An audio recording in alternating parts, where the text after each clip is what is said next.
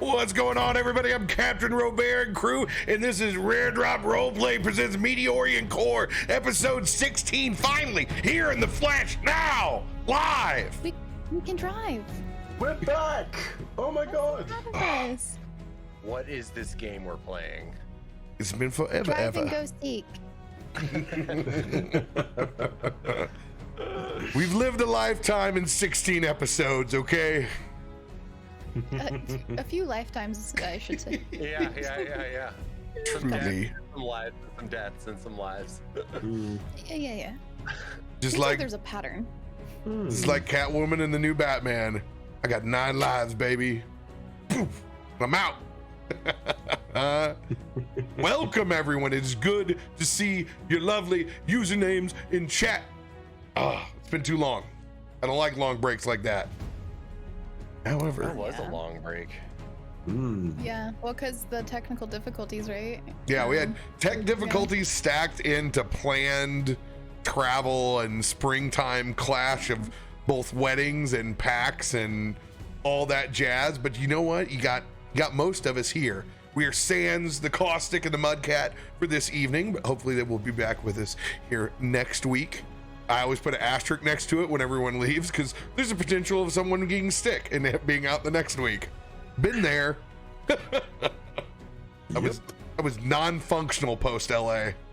That sounds like basically any, not that it was E3 specifically, but that sounds like any trip to LA I've had, specifically because of E3. Yeah, same. I live here, and that's every trip to LA. It's an adventure. Yeah, you know what? What seemed like a super dope idea of driving through the mountains springtime while they're all green and like going through the coastline ended up into a tail spiral of like Claritin for me for at least a week before I was able to breathe again. Mixed in with my own boggy Missouri, Mississippi swamp that I live in at the same time. I was just like, I have to clean everything, yet I don't want to move. Existence is pain, and yet also not existing is also pain. What is this? All pain. Okay. Yes, chat, you would be correct in saying that my stream title says 17. That's how forward thinking I really am. That's how old you tell people you are when you're 16. Oh, man. Nancy Those are the Reagan and days. Hillary Clinton, I got around the system. Does anybody have some big announcements this week they want to let the community know they're up to? I do not personally. Oh, actually, yes. Tomorrow at 8 a.m. PT, which is 11 a.m. Eastern, over on twitch.tv/GCX event, Sam, Mrs. Dr. Lupo, and I are going to be doing the Magic Word, which is our showcast that we do together, and we're going to basically kick off things that are going to be occurring with GCX in the next few upcoming weeks. I'm so excited.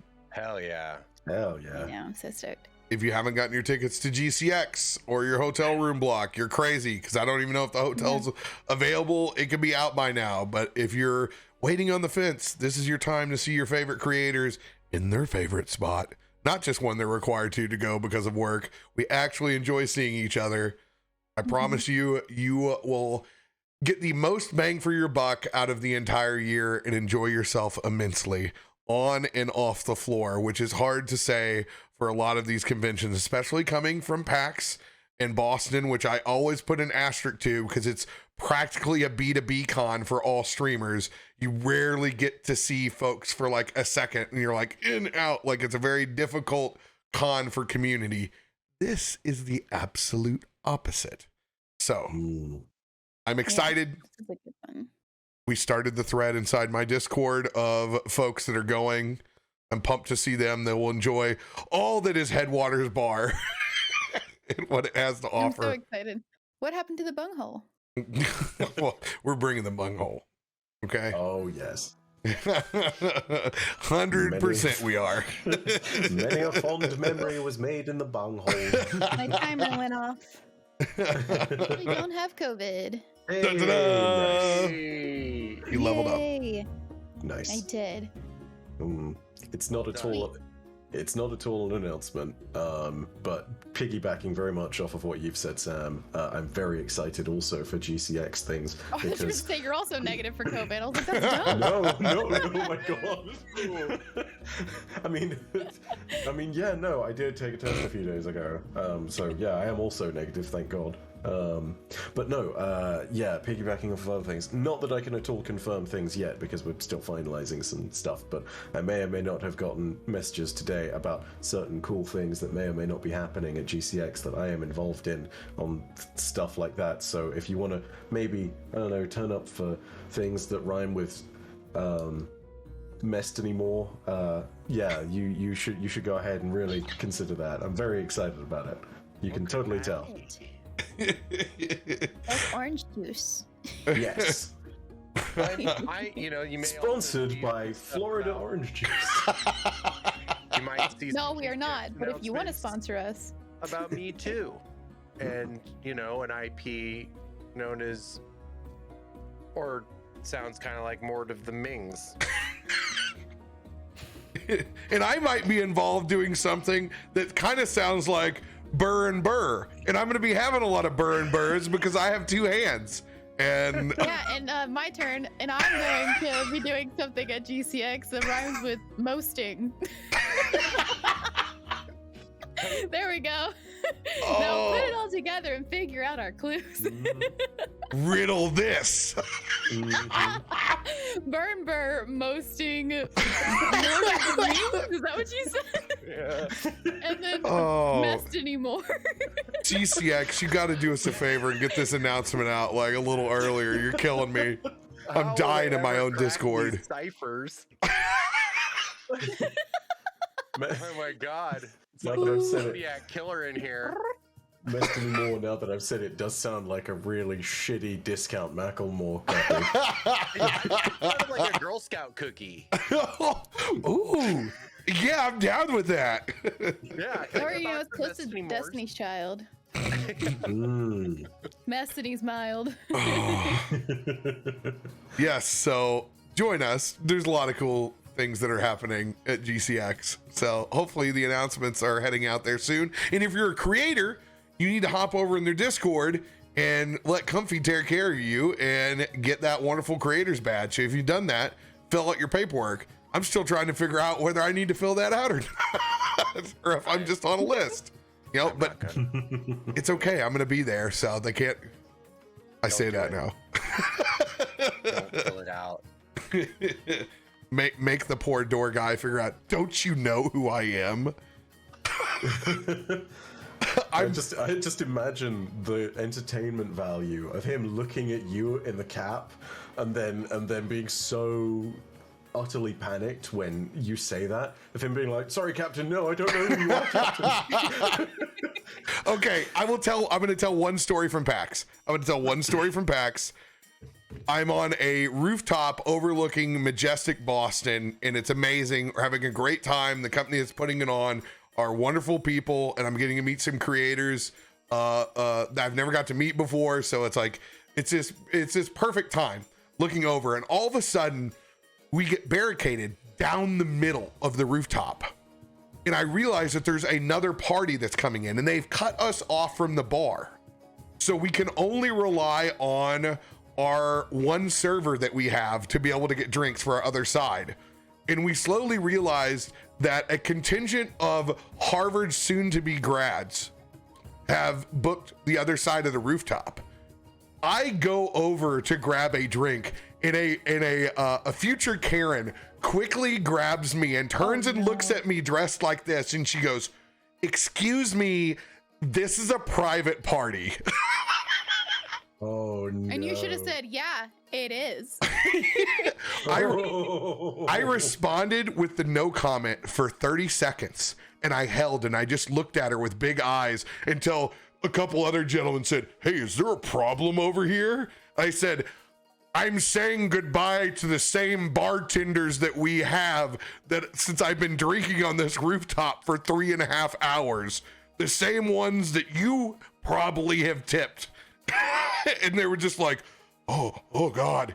Didn't know he was going to come in like that with the captain's hat. They expected definitely somebody that was probably like going to flop around a little bit. So that was the joke. The rest of the week was, excuse me, this is a private party for Harvard. They were exactly how you think they would be. Like, sounds like money. They got like equations on the walls and shit. 90s straight up stereotype of a New England private school was there in full force. And of course I couldn't shut my mouth when I left. I said, Yale would have rented out the whole roof. And I was out and I closed the Oh my gosh. And I'll let y'all know, Robert is really tall. I bet that was scary for her. I'm telling you what, she came with some bitty gumption, all right? She came with some bitty gumption over at me because I know if you would have looked at me like that, I would be like, I'm so sorry. I couldn't believe I was like, was somebody negative to me? What? This doesn't happen with beverages. It was so shocking. I was expecting a picture is what I was expecting, to be honest with you. Hey, man in the silly hat. I'm like, because that what normally happens at a good party. But I saw her over there trying to protect their minuscule buffet, which was smaller than ours, might I add. Well, that's because they're Harvard students. They got to watch the figures. That's a math joke. Well, little do they know, there's 400 calories in tonic, so yeah, that's gonna get you. Oh my god. Okay, today I learned. Tonic is not safe, by the way, friends. Tonic can have a lot of sugar in it. I have an announcement for somebody that's not me, that's my partner. Can I announce that? Please do. Yeah. So if y'all don't know, my partner Nicole is a ceramicist and runs a store, wildbowerstudio.com, and she just opened up her store again. So just did a store update. So there's fresh stuff. It just popped off about 40 minutes ago. 40 minutes. Stuff does sell out. If there's anything you like, let me know. Or if you ever want custom work, jump on it. Okay, that's my plug from my person. I'm gonna take a look. Oh my god, these are. Oh wow, ooh, I gotta get mugs. Sorry. Okay, I'm gonna do this later, hopefully. But yeah, I've got to get mugs from them. And that's what halftime's for. Okay, right. I will do these when it's time for beverages. Cool. My God, you guys have already crushed the streams loop goal for the second time around. You guys are wonderful people. Thanks for coming back with a vengeance. Everybody right now has a +4 to their rolls, regardless of what their current modifier is. So let those cards fly. Wow. This is, I'm going to put the goal up there, but good luck. It's a mighty road to +5. And yeah, they're also doing crazy codes today. So if you enjoy stream loots and supporting me in that fashion, this code right here, I believe, is 40% off, and I still get that percentile. So it's a great way to support me and the work I do over on the channel. So thank you all. It's also a great code. Boom. There it is. Good day. Smiley day. Oh, and announcements over here. We have D&D right after this. So it's a full D and double feature tonight. I'm excited. I'm prepped. I'm ready to go. So Netherdeep, little 1 hour break in between here. And then at 10 p.m. CDT, we pop off again. And we get to play with our pirate characters. So game on. Yeah. Picking up where we left off a couple weeks ago. I have no idea. Wait, is there music playing? Yes, there is music playing. Oh, suddenly. Very Final Just as I did that. That lizard language actually conjures the music. Every time.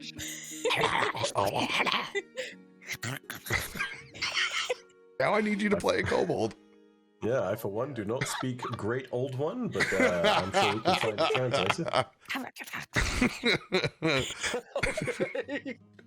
Somebody call Constantine. I'm not gonna lie, I think I need that now. It's just It's okay. someone- Robert met Gremlin, Sam. It's almost like the new metal rap too, like. It's like a KK Slider trying to roleplay.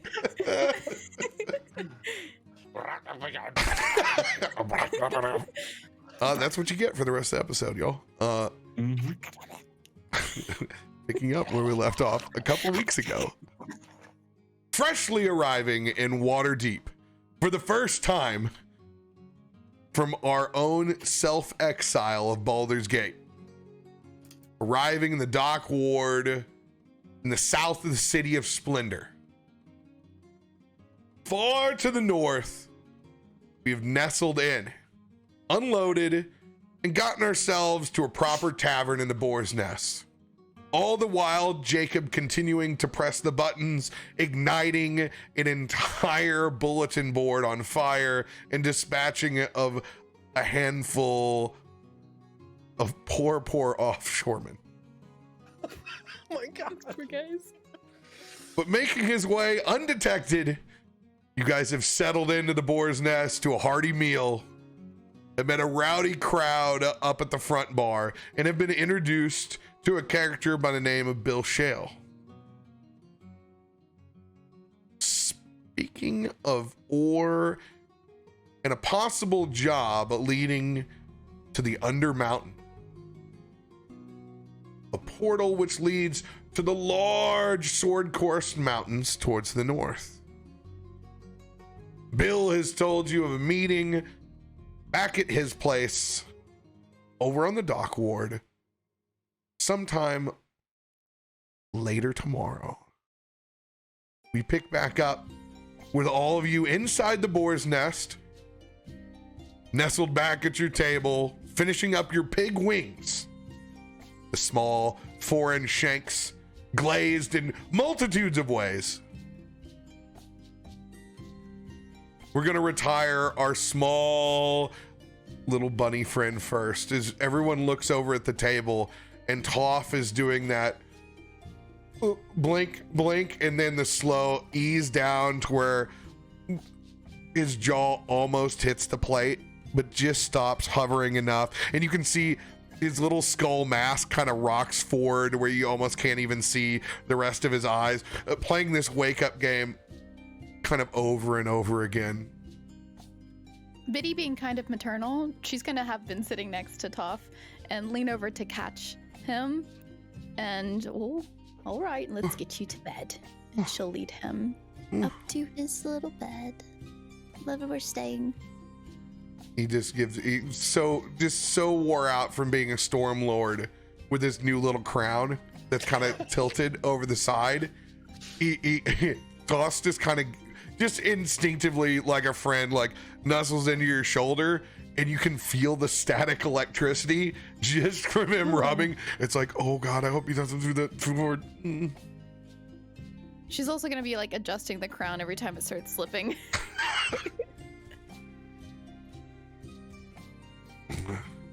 Nelson had been fighting with the wing. I thought they were pig wings, if you didn't know, but they're not. They're shanks. And so, and not having the best of luck with his beak, kind of like banging against it, not getting a lot, and just kind of like getting frustrated and looking around for some bugs. Go ahead and give me a survival check.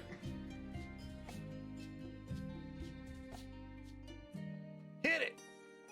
Nice. Ooh. Yeah, there be bugs here. No doubt there be bugs here, and like right underneath the table you can find them. Doesn't take you long. Are they of any specific variety? Oh, what do you want them to be? I don't know. Juicy. Okay, I would say here, since you're next to the dock ward, it's kind of exotic because there's a lot of things that come off of these that are different. In particular on this, there are 2 rhino beetles that are just going at it at the same time. Ooh. 2 big juicy ones, and you're just watching them like slowly battle each other. Nelson spots the rhinos, and his beady eyes go wide, noting that they brought their tiny little bug horns to a beak fight. Scoops them both up. Those 2 centimeters. Head back, cheek to the ceiling. Good Chomp 2 him cents. down. See him undulate down the throat. Give yourself 1 temporary hit point. I think it's always worth remembering, like, yeah, 2 centimeter long horns on a rhino beetle. That's kind of impressive. But Nelson's snaz is 2 meters long. It's like a whole other weight class.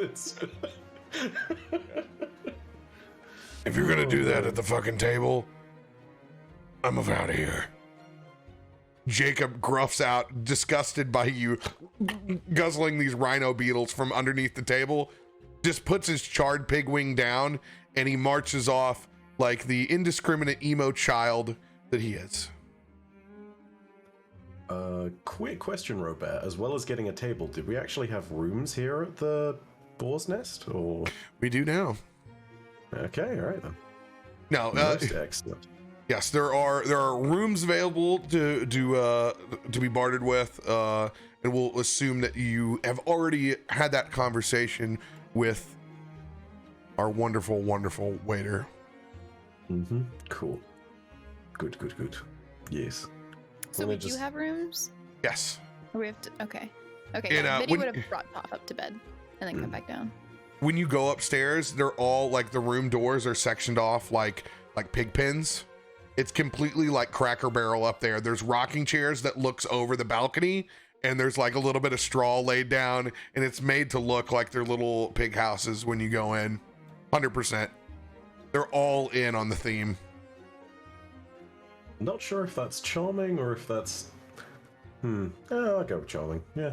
There's a lot of rustic crap too, with like flying pigs, like live, laugh, love signs, and like this is the home is where the nest is, and like you can see Don't like talk to me before I've had my coffee. 100%. If it had a pig on it and it's like a random wooden Hobby Lobby item, it's there and it's on the wall somewhere. I was trying to remember what it is. Yeah, it's exactly that. It's like It's like Grandma's kitchen with all the roosters. Yes, except this is Yeah. done pig style. It's pigs and Yeah. it's also like southern fruits. So you see like baskets of Oh, like for sure. apples and peaches and like these picturesque southern oh god, I just And lost the it. magnolias on the wall. Yeah, 100%. And this is in the dock ward of all places. Like, This is literally my wife's hometown. Holy shit. This is literally Tennessee. It's This is my- the entirety of the state. it's my kitchen too, Bife. I still walk in my mom's kitchen every day and I stare back at the apples from. We had one apple tree. Yet everything, you will still find apples to this day in random rooms. I love that for her. Oh, and even when it was ever had an apple tree, you get like 3 good apples and the rest of it are just bees everywhere. We have an apple tree, but she old, so she produces, but I wouldn't eat them. They're usually There's once they hit probably the juicy worms in them. Yeah, they're fermented. Yeah. That's when you can see some drunk pigs eat some Yeah. fermented apples. they're good for lots of stuff. We made applesauce and they're delicious. Oh, that is some of the perks. But you guys all reconvene back down, finishing up your meal. Tavern, I wouldn't say it's emptied out because it was half-ass empty when we rolled in. This is truly one of those roll into the working district on a Tuesday night kind of deal. There's a couple folks playing dominoes up at the bar at the moment. Not a whole lot going on, just the regular shooting the shit, a lot of polishing glasses up front.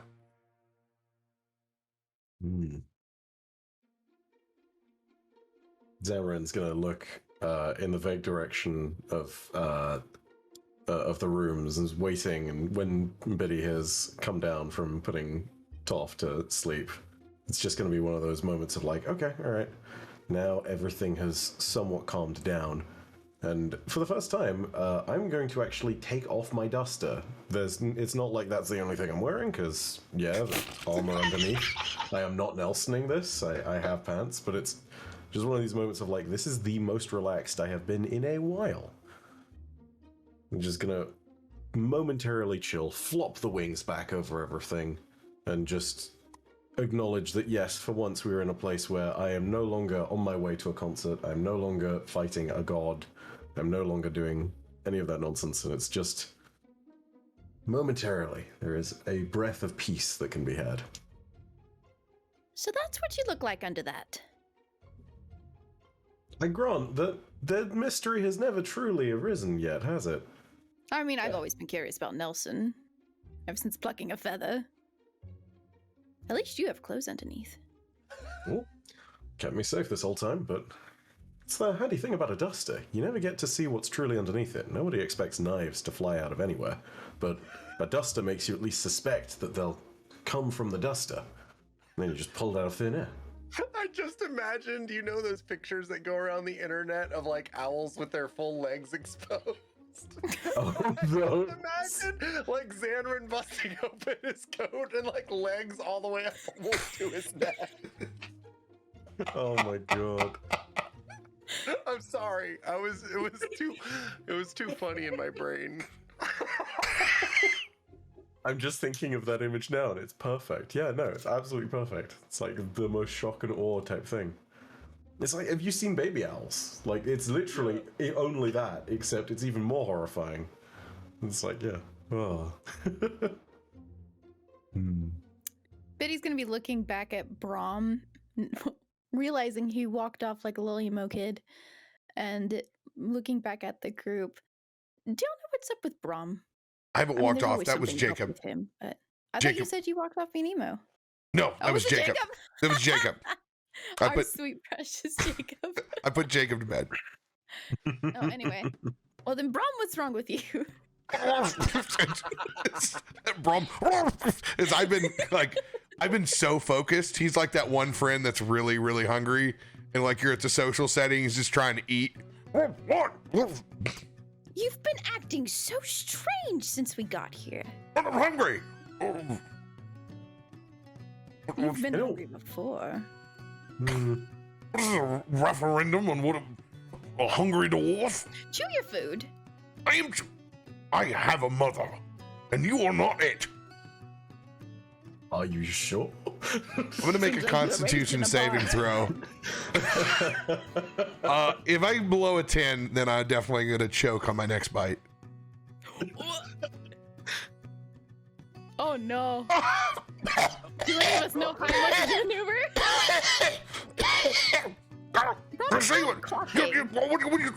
What you did is you stopped my cadence. It was a perfectly fine wing bender there. Bite, strip, bite, suck, pull. Well, and then, well after he stopped coughing, Xanrin is going to reach over with a wing and start vigorously, like, slapping him on the back. Oh god, it's like a large fly swatter. Hit him hard, Xanrin. I don't think it's out yet. Oh, No, I don't think so either. No, hang on. I got you. The dander underneath this thing. Don't worry, Brom. I would never let you die on my watch. How do you live with those things? You ever just wonder what it would be like to not have them bumping into things? Oh god.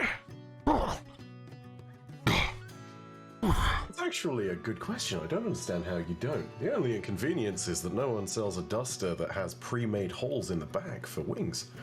But then again, just get a knife. It's fine. I mean, you come from a community, and certainly there's a fine tailor back home. They're gonna suit this. It's not like you've been buying off the rack of some human squalor somewhere on Coat Street. It completely depends on where you think my home is. I didn't come from noble finery. Coming from a portal, I do. I know very little, but you know what? All you've seemed to accomplish is told us things of large teeth back behind there. Only large teeth that I grew up with was my first grade teacher. Teeth of a horse. Couldn't stop staring at it. Mrs. Rattle. What a witch of a woman. Mm, You know, very oddly specific. you see, some things you just don't forget, Zanran. When someone lies to you for the first time, you think adults, they got your best interests in forward. And we're sitting there, and we're trying to do their assignments like good little dwarves. You just sit down, hunker down, learn your history, and you're supposed to be able to get a scoop of popcorn that goes in the jar for being a good kid every day. I'll never forget when I shone back up, I forgot my backpack and had to go back in, and I saw old Miss Rattle. She was dumping out that popcorn into the trash can. From that day, I stared at her teeth like she was a horse. She was a no-good mule to me. I feel like at this point, Zanran's eyes have just kind of like glazed over a little bit. And it's like, here goes Brom talking about yet more family/childhood trauma. That's right, Mrs. Rattle. I called you out on D&D. I saw you empty that popcorn. I knew it was someone real. I saw you empty that popcorn. You were mean to children. I was like, this is wildly specific. Oh god. What an evil person. Damn. Biddy's just gonna be like taking little sips of her drink, like holding it up, and suddenly you start hearing because it's at the bottom, and she's just listening to this and setting it down. You enjoy that there? I enjoyed the story that went along with it. What'd you have to drink there? Sound like a Whatever ale milkshake they when you got had. back to the bottom of it. Ooh, What if it was? I'd like a milkshake. It's been quite some You can time. ask. I don't think this is the kind of place for a milkshake, though. Well, if you shake the ale up enough, it'll start foaming and you can pretend. Well, I guess you could put an egg in it. Make it a Yeah, proper gin fizz, golden fizz. A beer fizz. I don't think I've ever had that. It sounds disgusting. Yeah.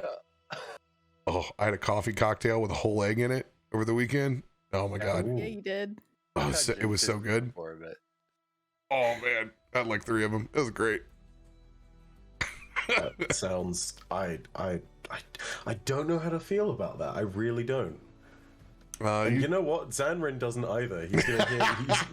He's gonna he's gonna look at you just sideways when you say put a whole egg in it and be like, I mean, excuse me? no It is offense. a thing. It Maybe wasn't. not an ale. Wasn't an outlet. I promise. Yeah, I was. What kind of egg? And I'm sure it wasn't a kinku either. I think both of us, Nelson and I, sharing this expression of just like this piercing bird stare. Regardless of what the egg was, I'm sure it wasn't fertilized. You guys did better than me. I sat down with a steak with my Minotaur character the other day. I had at it halfway through until I realized, good God, what have I done? Oh my god. I'll take the double pork chop next time, please.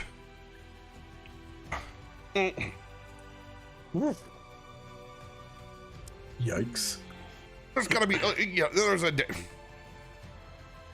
Now, well, this is an odd conversation to have. But go on, you are enjoying your drink. And it was delicious. It's, Ron, where do you come from? well, where do I come from? Well, I've done a lot of work on the Sword Coast. Been busy. Been kept a busy man. I've been in Baldur's Gate for the last 8 or so years. Looks at it.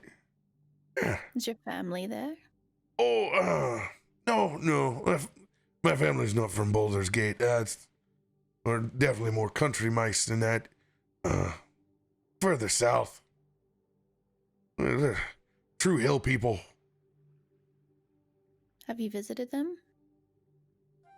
Well, I made a promise I'd get down there in the next couple of holidays. Work keeps me busy. And I like my work, but No, it's been a minute since I've seen mom, dad, nieces and nephews, brothers and sisters. You know, Brom, you make time for family, or at least if you don't, you should. I know, I certainly haven't always fulfilled that principle, but... Well, sometimes you have to stop aliens before they invade. And there's not much family time if the aliens invade, you know? Sometimes these things pop up, and it's not exactly you can go home and talk about it either. You're not supposed to drag your work back into the home. I grant ours was a bit of an exceptional circumstance, but sometimes there's trouble at home too. Yeah, not quite, I don't know. I feel like you could use some family respite. That all sounds fine and dandy. Sometimes the job just doesn't allow for that on the schedule, and you have to adjust things. That's why I don't have a family of myself. My God, I would be the worst father at this point. But I got a big family. Go and visit plenty of nieces and nephews. No. Can I insight check him to see, like, if he's holding back on stuff? Mm-hmm. Go for it.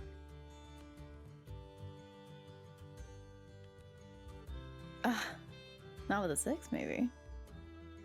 Is that your final? Adding anything to it? Oh, here we go. Let's see. Oh, no, it's too late. I'm not gonna. Should I jump do in a on this. D10 or should I do a lucky? Because it has 4. Oh, you should definitely. I mean, if you want to know definitively, lucky would definitely be your better bet. All right. So I'm using a lucky card. Damn it! Oh no! Oh. Somebody else pick up on these social cues. Damn it. I feel like I'm a bit too late on this one to pick up on it. I feel like you've tugged at that string, and for me it's a bit too late. He seems pretty honest in his words. Doesn't sound like he's certainly not painting you the full picture of his life for sure, because he's still here kind of concentrating on wings just a little bit, but I don't think he's telling any lies currently at the table. He's not sweating, he's not stumbling between his words. You've seen Braun get worked up, and he doesn't seem anywhere close to being worked up.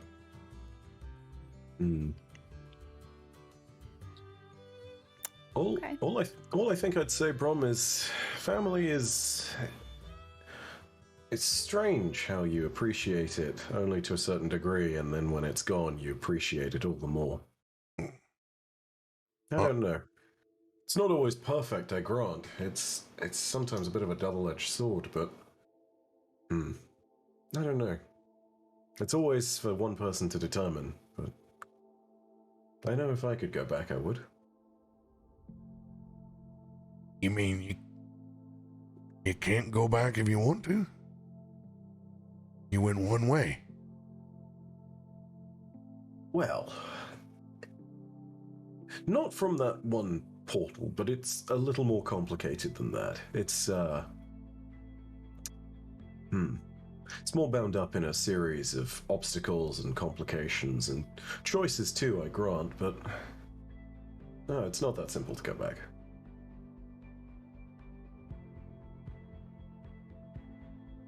I imagine that one day maybe there'll be something that draws me back there.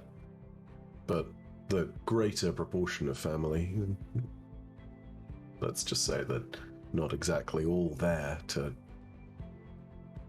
No, they're not all there. If I ever do make it back to the Shadow... It's an odd one. If ever I do make it back to the Shadowfell, then maybe I'll get to see Kalaya again and... Well, I'll need to see if I can find a pet owlbear again. That would be fun. Who's Kalaya? Kalaya, my twin. I think I mentioned her at one point. One of the terrible escapades after too much drink in the bunghole. I'd almost forgotten about that. Double About the trouble. escapades or about the bunghole? No one ever forgets about the bunghole. That's true. Biddy's gonna like excuse herself without making any sound and like kind of just walk outside. Roll stealth. I mean, they can see her go. She's just not saying anything to him. Mm-hmm. Go for Do it. you still want me to roll stuff? Okay. No. You say you don't care, so it's not a problem. Yeah, no. Can I roll an insight to see if I understand how much that's affecting Biddy? To see if it's like truly rattled? Out of character, I know why, but in character, I do not know. Insight check. May yours be better. Oh, with a 27. You definitely fail. Sorry, it was a 30. Yeah. Man, if only I had inspo. If only. Yeah, you obviously can tell that there is something that has abruptly come up in conversation that is affecting Biddy's demeanor. I'm gonna look over in a sort of concerned manner and look back to the others to see if they've noticed. Have Nelson or Brom noticed this? Perception check disadvantage because I am still feasting. Can't see over the wings. Oh I've been God! paying attention to the conversation, but I don't know if I don't know if Nelson would have gleaned anything from the conversation. Or I don't even know if Nelson's even aware to what happened before. Hmm. So With a 19, even Brom begrudgingly puts down his pig wing. Was it something I said? No, I think it was something I said. I'll be right back. Stay here. Alright. Enjoy the food. Don't worry about it. I'm gonna go ahead and don the duster again and go outside to check on Biddy. Why don't you bring that thing out while you're out there? I can't wait to go back to the bunghole. They had delicious food there. As I leave, I'm gonna go ahead and like do some kind of pesky maneuver with the wing as I'm like putting the coat on. You know, like you flex the wings to get them into the hole, and accidentally it like knocks Brom's helmet slightly. No, he's not wearing a helmet, is he? Is he? Does Brom have a helmet? I have a circlet. Yeah, I'm gonna knock Brom's circlet slightly off kilter, so like if it's around son here, of a- it's gonna be like that.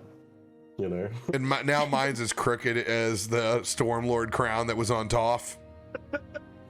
I look like a small child eating my dinosaur nuggies over here, but Nelson, if you could please pass the barbecue sauce, that would be fantastic. What is barbecue sauce? Fuck. Cut to your scene.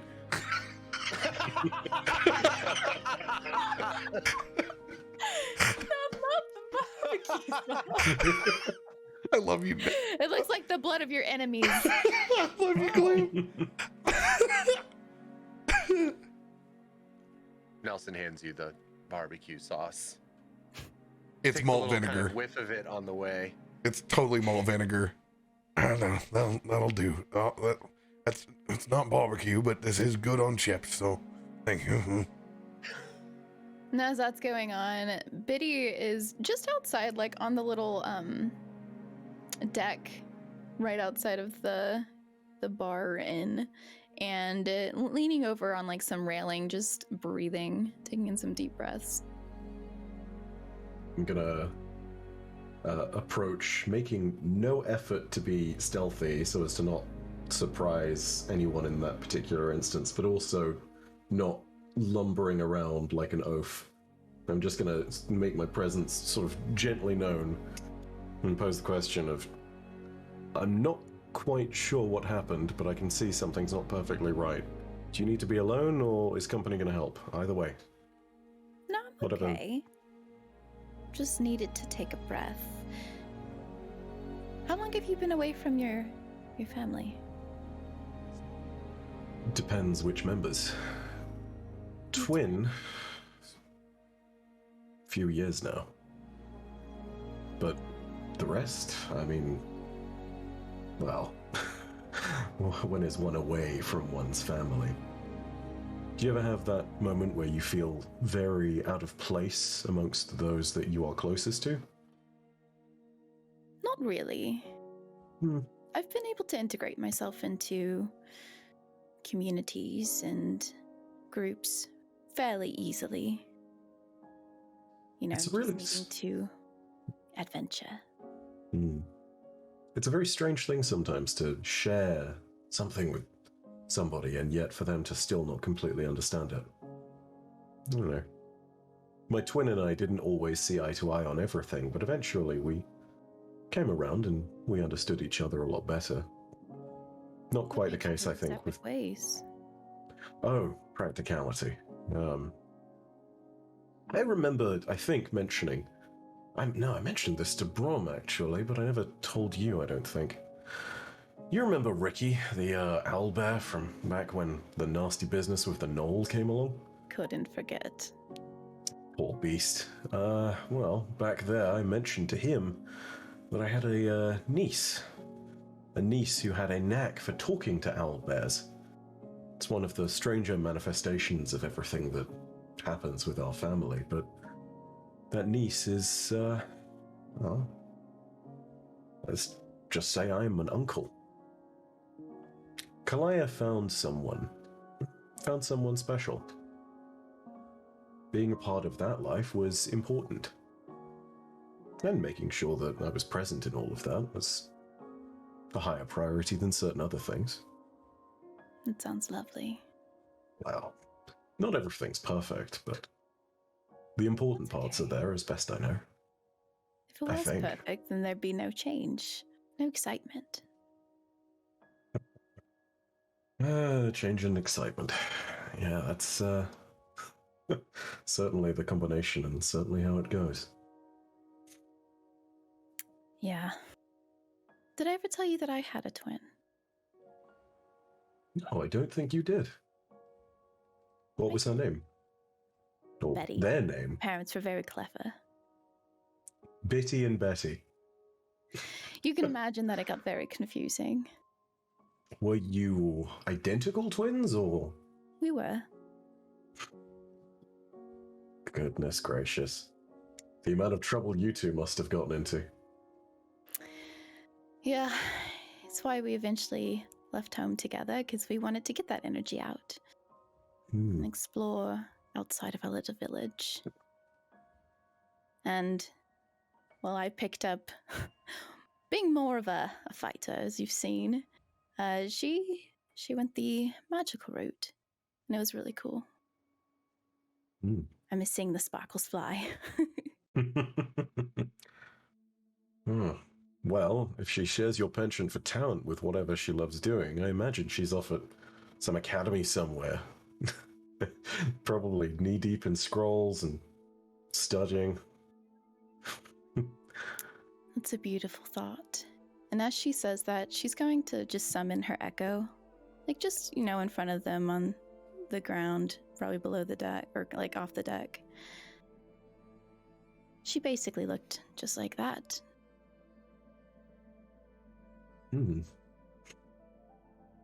But she's actually no longer here. She did pass. And I haven't really been able to let go of her. Which is why I now have an echo. She reminds me of Betty. Being together, fighting, as we used to. I am so sorry. It's alright. It's been a long time. I feel like such a fool for even bringing up family. Well, how would you know? Well, There's no harm. Fair enough point, I suppose. And then again, why should I feel bad? Bromwich is on about his family enough that it was bound to come up at some point. Brom's an interesting character. Can never tell what's going on with him, but I feel like something's always going on with him. If he's not hiding something with regards to the guild or something about his greater place and things, I'd imagine that there's a weight on his shoulders. I wonder if he throws himself into his work specifically because he knows that maybe there's an aspect to which it's easier. Throwing things into families. I can relate. I never went and saw my family after Betty died. I've never been home since. It'd be weird to go home without her. But I wrote back home, so they do know. It's never a pleasant thing. I can't imagine it. Well, I don't want to imagine an empty homestead. I hope you never do. Then again, you know, that's part of the joy of living life in the places we do. Always a possibility. I have no idea. For all I know. A lot of fun characters. Like us. This little motley crew we have. Y'all do feel like family to me, and I appreciate it. I can't help but Even feel if I want to give one a knuckle sandwich 24/7. But that's part of family too, isn't it? It is. The number of times Kalaya and I have literally been at each other's throats with knives. Real knives, as well as the others. You wouldn't even believe. I sound like I'd like her. She's got an independent spirit. Even better. You know, Makes if no ever you want to nonsense. disappear, we could do a trade. Bring her on instead. One of these days, perhaps. One of these days. But you see, that might actually be beneficial for me. I'd be left with the niece. And all I'd need to do at that point is watch the kid, and it would be very simple. But at this point, we'd be trading kid for kid. I mean, she'd have to look after Toph at that point. Ah, she wouldn't. Toph is my sweetheart.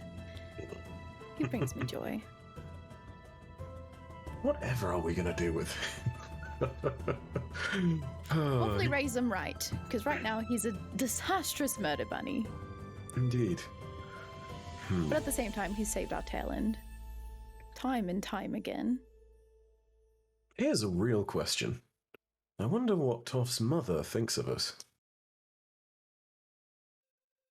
That's an odd question, Zanrin. Well, What do you think that she thinks of us? I don't know. She wasn't exactly receptive back when we were on the Meteor trying to save the world. And previously, all sorts of things have come between, but I don't know. I'd hope that she'd at least look at what we're doing and acknowledge that we're standing here and we're side by side with Toph and that he's got good people looking after him. I'd hope at least, but I don't know. I have a feeling that, you know, that's potentially it. It would make sense. And well, she hasn't tried to kill us through Toph yet, so I think we're in good standing. I certainly hope so. I do apologize for walking away like that. Just No need to apologize. Sometimes we all need a moment. I was ready to hear that you needed a moment to yourself and to simply return back and make sure that everything was all right. well, with everybody sharing a little bit more about themselves, I figured might as well at least let one of you in on why I have, and she's looking at her echo, a matching me. It brings me joy. Well, it's only fair. I mean, I did reveal one of the cardinal secrets of my family while I was drunk on a boat, so I don't exactly suppose that at certain points anyone's going to have any secrets. Except for Jacob, maybe. Jacob, well, can't wring two truths out of him if you tied him between two tree branches. feel like everybody has some secrets, especially Nelson. I don't know what's going on in that brain of his, but I bet there's always something. The most curious of characters. He said he saw a mushroom queen. I need to know more about this lady. A mushroom queen. She sounds like quite the lady. Right? Very confused by Nelson.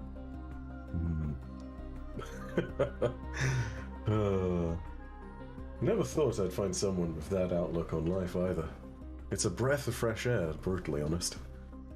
Normally it's all, holiness thee, necromancy thee, evil, but no. It's very, very fresh. Not to mention, every time that Brom comes along and gets slightly unsettled by the idea that clerics aren't always good and necromancers aren't always evil, it does make me chuckle just a little bit inside. Oh, Brom just makes himself an easier and easier target. That's for sure. Mm. I'm gonna pick on him until he tells me to stop. Genuinely. I don't think I'd have it any other way at that point. Oh, Brom. So I have to ask as well. We've each got a piece of the ore from fighting that terrifying monster that we did. What are you going to do with yours? Sell it or make something? I haven't thought about it yet. Just pocket it for a bit. Think on it. Have you made a decision? I'm unsure. Normally, it's not quite my fare. Crackling lightning and whatnot. It's not very quiet, but then again, I didn't exactly get much choice over what else was given to me. And sometimes that's a good thing. I might go ahead and just take it to a vendor, tell him my persuasion for being a little bit more light on my feet, and see what they make of it. Something special for certain, I don't know what. Interesting to see what comes up. What if they give you a new duster? Made of ore. Wouldn't that be fun? It does make me wonder. It would be heavy, but I wonder if there's a way you can lace it in to the duster. Potentially, that's something you'd have to ask. Some kind of defense. Or maybe some kind of interesting augmentation. I don't know. I'm not a smith or a... Well, yeah. Come to think of it, this duster wasn't exactly purchased either, so I could hardly, I could hardly go and find someone in Baldur's Gate and tell them that yes, this duster is indeed the one that belonged to Zenrin. Originally. People are going to want autographs from your duster. I'm going to want autographs from Solus's duster. Oh my word. Honestly, we were very lucky to get by that. I cannot believe for even a moment that they actually fell for that. Honestly, I don't know what to expect here. Brom's made it seem like something extravagant, but so far it's been heinous, to say the least. But, speaking of, thank you for the chat. And we should probably go back in before either Nelson plucks at Brom or Brom throws something at Nelson. It seems like the two of them would do such a thing. And as she says that, she turns about and walks back in to see whatever the hell you two are doing. Robert, can we hear this dialogue that's going on in the chat? Yeah. I've got to know. Just as you open the door, you hear the last, "You done spoiled it by putting the bugs all over the top of it. It's just wonderful. The way the malt vinegar cuts through the heaviness of the mayonnaise and you squished a bunch of bug guts up in between it. This place is wonderful. There's bugs everywhere from all different places. It's amazing, the flavors. I slide the bug poutine that we've created over your way. I'm just gonna look at Biddy and be like, yep, that's the family. Not even saying anything, just like nodding and being like, yep, this is where we're at. That must be a delicacy where Nelson's from. And you can see it's like as if there were a giant black peppercorn kernels that are all crawling now over the top as Nelson has dumped as many bugs that he had collected in his pocket over the top of Brahm's malt vinegar chips. You can see there's like a bug crawling out of the mayonnaise now at this point. Brom, just try them. Just try them once. No. That one is amazing. No. Yeah, just try it, Brom, she says as she's pulling out the stool and sitting down on it with Why her don't elbows you- on the table. Why Just don't you do try it? And he asked you. Same time. And can I Asked you. My argument stands. I grab one of those rhino beetles by its little horn and I dip it into the mayonnaise and I go, let's try it. I have nothing to gain here by doing this. Feel Actually, you free. can gain +1 to health, actually. I'll try That is true, actually. She's gonna lean over that table and grab another beetle. Oh no, I'm gonna, I've made a very, very, very calculated mistake. Are there any bugs I'm gonna jump anywhere? In on this too. You join us, Zenrin. Yeah, absolutely. I will absolutely try this delicacy from far, far away that Nelson has recommended to Dunking us. it in this sauce. I drop the rhinoceros beetle in the mayonnaise. Go get a palate cleanser. Have all the fucking bugs you want. It's, Brahm is gonna get up and go up to the bar and get a fresh drink of anything. Whatever he's had wasn't enough to clear his palate. He's not gonna stay up there very long. He's just can't wait for the Did you server. already eat it? No, he dropped it. You guys grossed him out before he could try to gross you out. She's gonna lower it to the table and set it down and like watch it start moving away covered in sauce. Sorry, buddy. It does. So It's kind of Disappointed. struggling, you know. It's like it's a little mayonnaise what? tar pit. I'm gonna look at Nelson and I'm gonna try mine. It's Watching intently. just you know, Nelson's Oh. a bird too. How bad could it be, right? It's not. I've made it a clear point. It's not normally part of my diet, but you know what? We'll give it a go. How long Even- removed are you from straight foraging? Oh, it's basically always in a setting where I've either been in a city or we've been able to be in a group that has been able to sustainably provide some kind of reasonable food. You know, this is one of those moments of like, if I've not been able to get it with the group I'm with, I can steal it. You know, Okay. I'm not a forager by nature at all. For you, it would be the case of like eating the most palatable looking pet food that you've seen. Basically. Yeah. Fancy feast. Yeah, a little fancy feast action. You're used to the crunch of bones, but the crunch of the exoskeleton that gives way to the wash that then mixes with the malt vinegar and the mayonnaise. That part sounds worse than the bug. Well, it is certainly an emulsion that you have in your mouth right now. And probably one worth swallowing quicker than later. I Go mean, ahead and give me that's how we owls do. We don't chew. We just, you know, numb it down. Constitution saving throw. Oh wow, okay, this was a bad idea. Who could have told me? An 11, yeah, it goes down like Burb's got a burb. Like you throw down your regardless of what your opinion is of the mayonnaise malt vinegar rhino beetle. There's no inclination at the table that you had any trouble taking it down. There would be no clue that we would have that you've been pampered all your life by voles.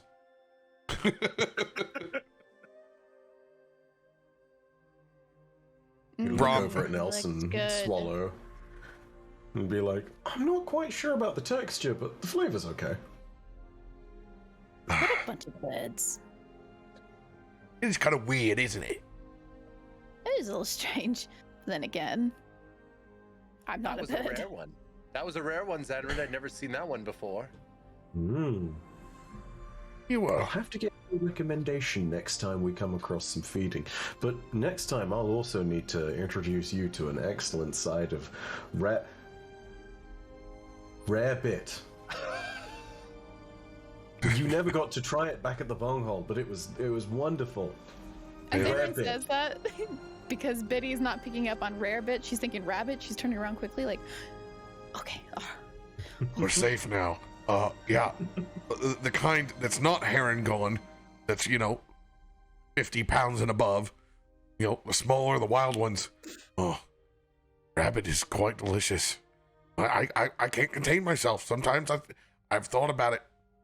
I've tried not to be insulting and get it in front of our little friend here the entire time, but, sometimes the hill dwarf's got to have what a hill dwarf's raised on. And I'm just looking over at Brom momentarily and remembering back to the egg conversation. Well, that's not what. It's not you. It is.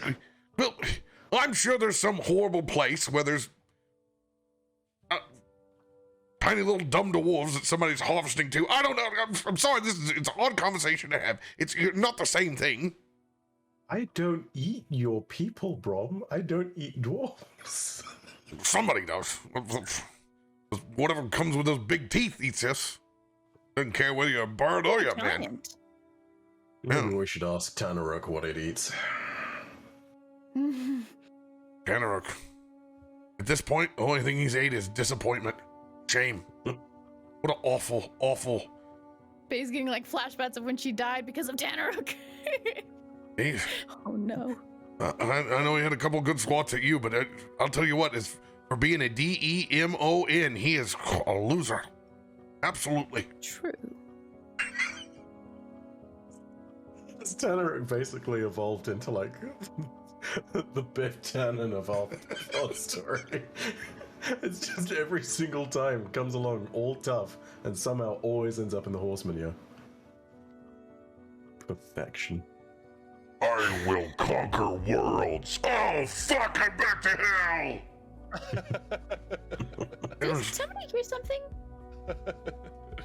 Every now and then I think I promise, and yet I'm banished again. it's quite the star scream, if you know what I mean.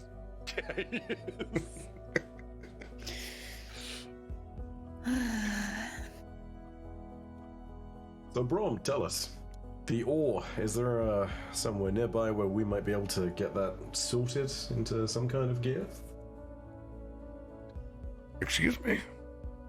The storm ore from, the fight with the god. The storm ore! Get it sorted. Oh, absolutely. Got to get sorted in various ways. We're not far from the actual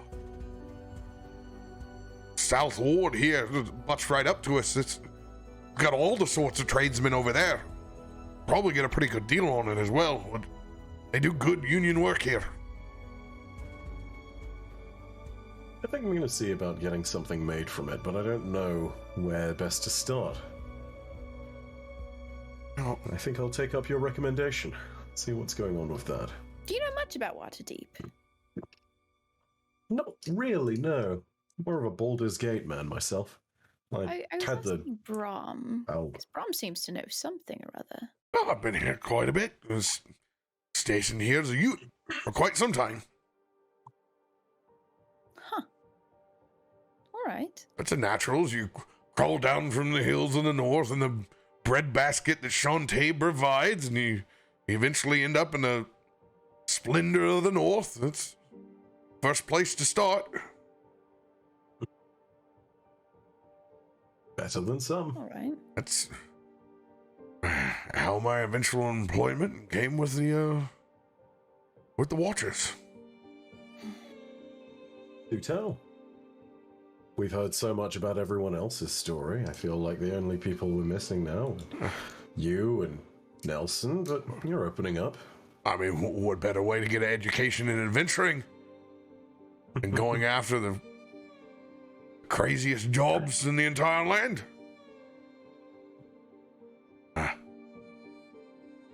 Back home, the Barley family does Well,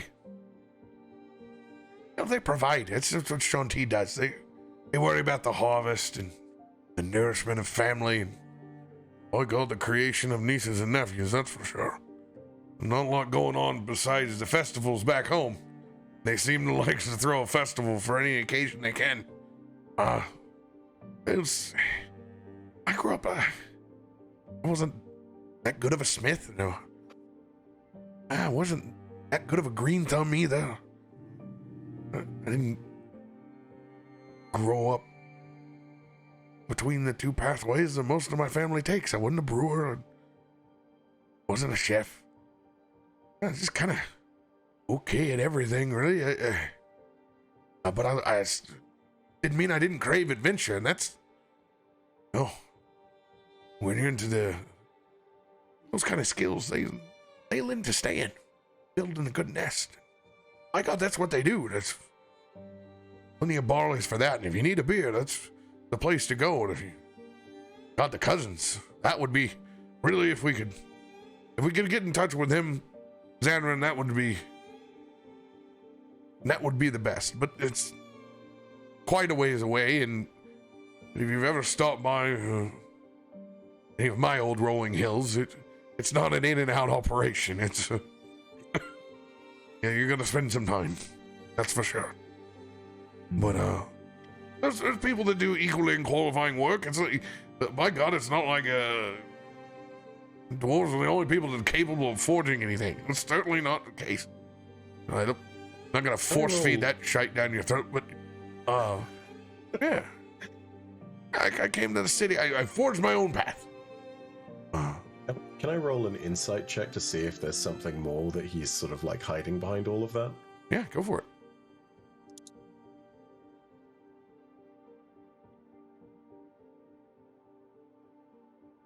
$11. Oh, I see con save. Nope, I just rolled insight, 21. Although it is also an 11. My roll log is updated. I don't know if... Yeah, I see it too. It's a 21. Do I have an outdated roll log? I believe so. Let's swap that thing out. Whoop. Xanran is looking at you with that, like, one eye squinted, one eye very wide open kind of thing, like trying to determine the truth and trying to see what's going on. Oh God, 21. Yep.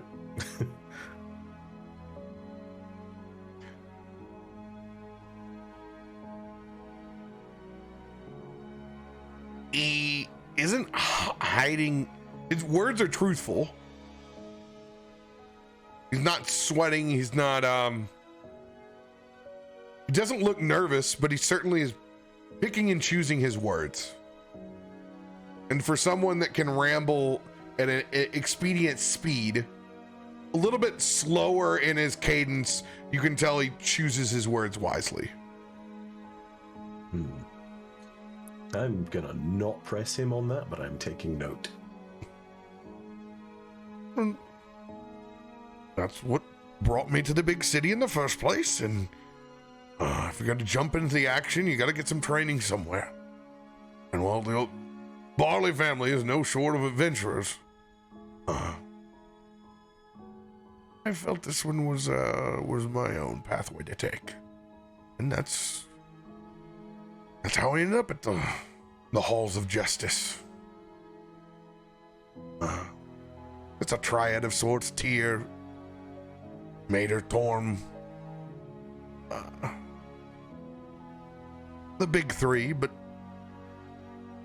for me, it was, the Watchers, the Gauntlet in the Eye, kind of patched underneath Tyr. That's what called to me. Not so much me trying to tell people how to live their lives or what is justice and what is fair. It's more about longing to make sure that people have a chance to make a choice.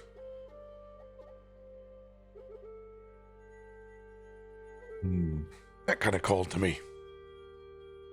And with it, serious adventuring. I'm glad that it did. Any noteworthy adventures before ours? I can't imagine that anything has quite eclipsed saving the entirety of Baldur's Gate and the world at large. No, a lot of it remains strictly classified. But seeing as we have rode a meteor down back to Earth, it kind of gets thrown out the window now, doesn't it?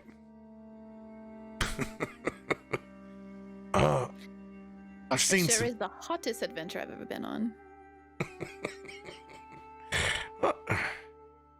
I've seen some things you can't explain. I've seen things that'll keep you up at night. I've seen the things that people talk about the old gods.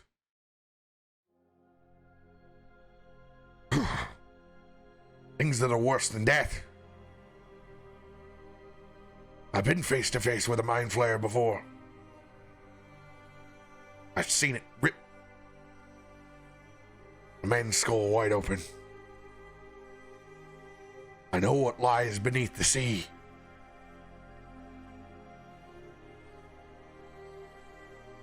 I know a lot of the terrible things and terrible people in this world. That's my burden. My job to keep those boogeymen away. As far away from my nieces and nephews and the rest of yours, so they can live a life. They don't have to keep up. Think about it. Keep them far enough away. That's why I wake up in the morning. That's what keeps me going.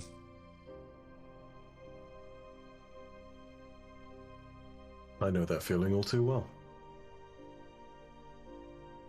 I understand, I think. Although I do have to say, if I ever mind flayers, not a certainly not a fate I'd wish upon any man. Fuck them.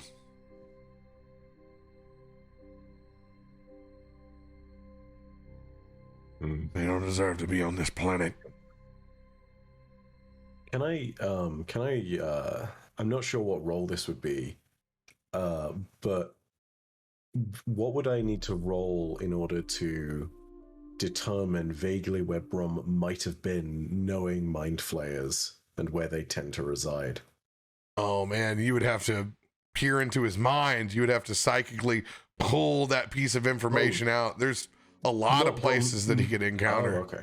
I mean, I wasn't thinking about Brom specifically, but just like, do I know vaguely where mind flayers are generally residing? If you were to guess, based off of the information that Brom has given you, that he's grown up around the north, near around the breadbasket, and has come down to Waterdeep and pretty much been around the Sword Coast, you'd imagine that he has spent some time in the Underdark. That would be the first place. Subterranean somehow. But he does come from an organization that's done far out there work, and it might not be the first time he's ever ridden a comet back down to Earth. At this point, Hey, bro.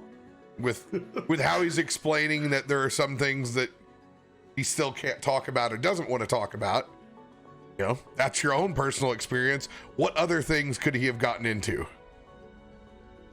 But you would imagine probably the Underdark and being subterranean, especially being a dwarf, it may have involved something, could have been back home with ones that were more inclined to the mountains and to mining. That would where your logic would trace you back. Okay, I'm going to keep that in mind, but also I'm not going to press much further on the issue because. Thanks for sharing that with us, Brom. It's good to get to know you more. Yes, it's the least we could do at these point in times. We've done so much running. Hard to talk about the past. when you're already out of breath from running from the next boat to the next, eh? That's very true. On that note, I think I'm going to catch a wink of sleep if it's all the same to all of you. Sleep tight, Yeah. Danrin. I think I'm going to get me a port wine. Don't stay up too late drinking. The snoring gets worse when you drink. Oh, good to know I got a moment dead. I'm gonna go ahead and don the duster and then pat him on the head. And then head back. Head back upstairs.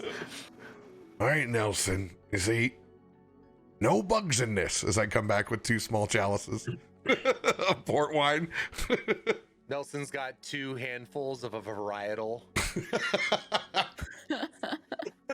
Different colors, shapes, number of legs, different horns, pincers, writhing around his wrists and hands. You're gonna pass up on this? Yeah. And he sets down with the 2 glasses of port wine in front of his face. Oh, bother. I'm gonna have to crack you like a wild stallion. Honestly, if you just want to stuff some of them in a bag, you've got breakfast, lunch, dinner, at least for the next few days. Oh no, they're only good right off the floor. Oh. Oh, right. Now, noted. I'll remember They'll sit that. in that bag. They won't have food to eat. They may die. Don't want to eat a dead bug. Gross. Yeah. Brom I'm is sorry, what was thoroughly I entrenched by thinking? this. Oh, standards, eh? I suppose. It I mean, doesn't matter if it rolls in shit, but it needs to be alive and still ready to eat. extra flavoring, I suppose.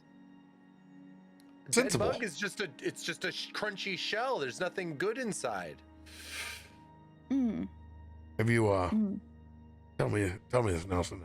He kind of leans forward as he sips his port wine. Get a little buzz going on. You ever reanimated a bug just to eat it before? Interesting idea. Yeah, you ever just want a little snack and you decide, a little past You its should try it prime, right now. decide to bring it back? The Kenku aren't really raised to play with their food. I've put some things in a skillet before I've regretted. Like undead bug? Yeah, just a little bit of frostbitten ground beef. It wasn't a highlight of my life.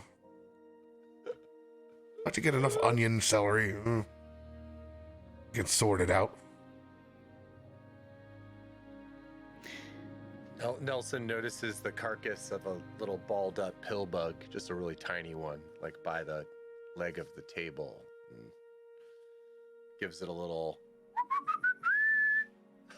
I don't know what necromancy sounds like. I hope it sounds like that now. With Like a slide whistle? with like tiny insects, just like that, small creatures, you can do it just with your druid craft. You just can reanimate them. Cool. Reanimating the pill bug, scooping it up in a hand, dropping all the others. They kind of like flow down his arm back down to the floor and scatter. Well, here it is, Brom.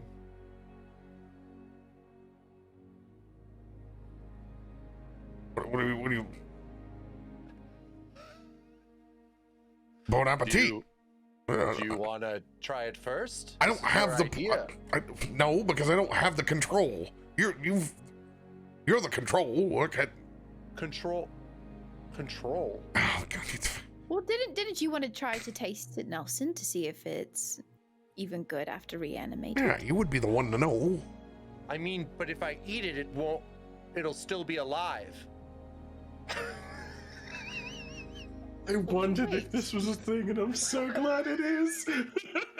What do I guess you that mean? would make sense. You can't I kill the dead. reanimated it. It's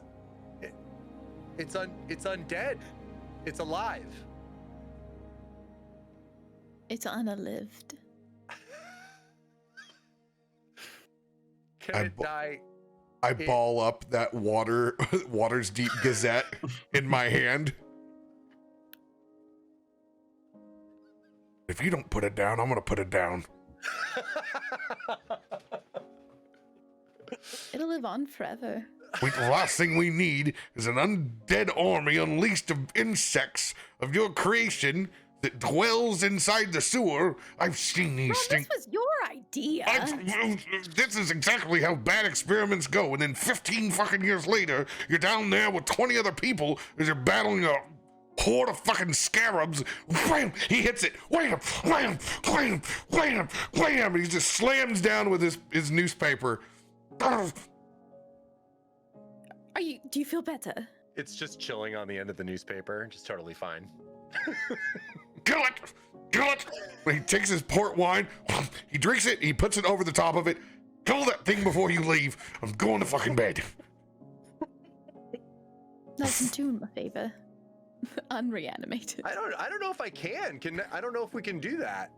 Oh, I don't think I have like a. Yes, you're able to. You can drop release it. Yes, you can drop the animation on any dead because it's Okay. you're puppeteering the remains. There's I it's thought not. It wasn't channeled.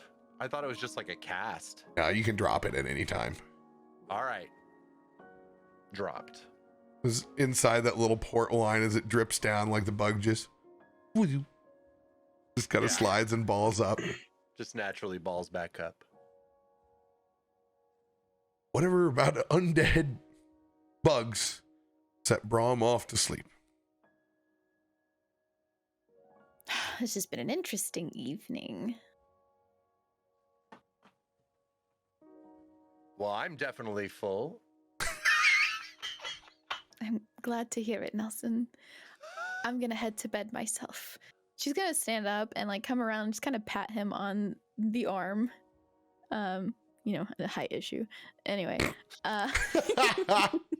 so she walks back to her room and heads to sleep.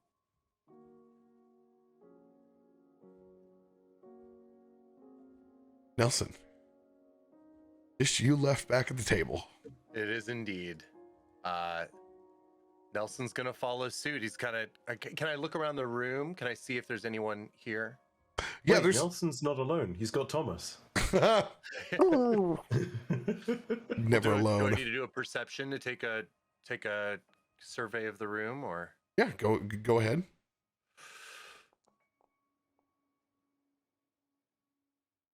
A 9. Full belly, full hearts. You just see the regulars up. You can see Bill Shale closing out his tab, and if Bill's going home, it's definitely that hour. Nelson just kind of like quietly looks over the room at everyone there, kind of like thinks about their lives and the things that they maybe have to do that night or the next day as he heads up to his room as well. Up at the bar, they're like, God damn, you see that slender man looking back there? Jesus Christ. That's terrifying. Kind of weird beep bobbing loping strides. Bill looks back at the rest of the patrons. That is exactly the kind of character that I'm looking for. Oh, you think they're actually going to show up your shop tomorrow, Bill? I bet they do. That's a motivated looking bunch. They got into some shit. Look at them. All different types sitting at that table. They've done some stuff together. I got a good eye for it. We'll see when you get back, Bill. Boys got bets on it. I'm sure you do. As he clinks his ring 2 times on the bar again. We'll see you boys tomorrow.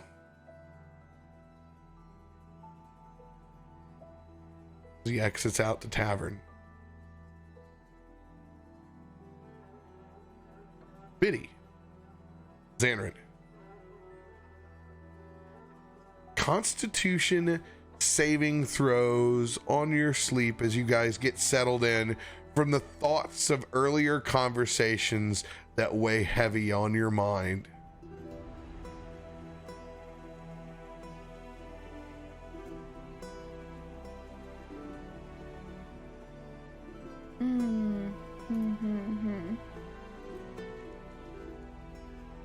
Ooh.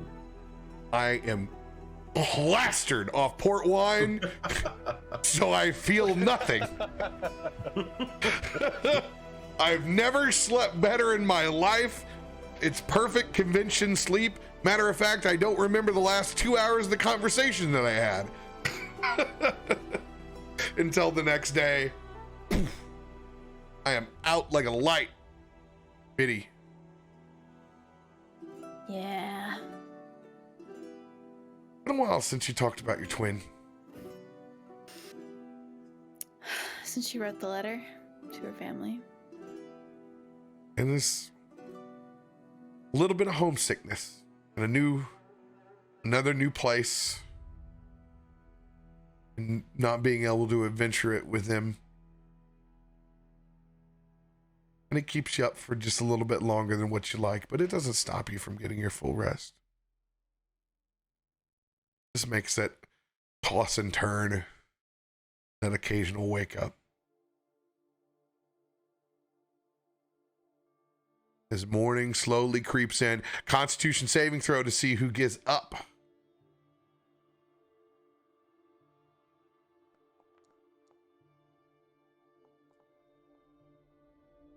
I'll be rolling at disadvantage for my earlier 20 because I am sleeping. Oh yeah. Out like a light. 14, 11, 9.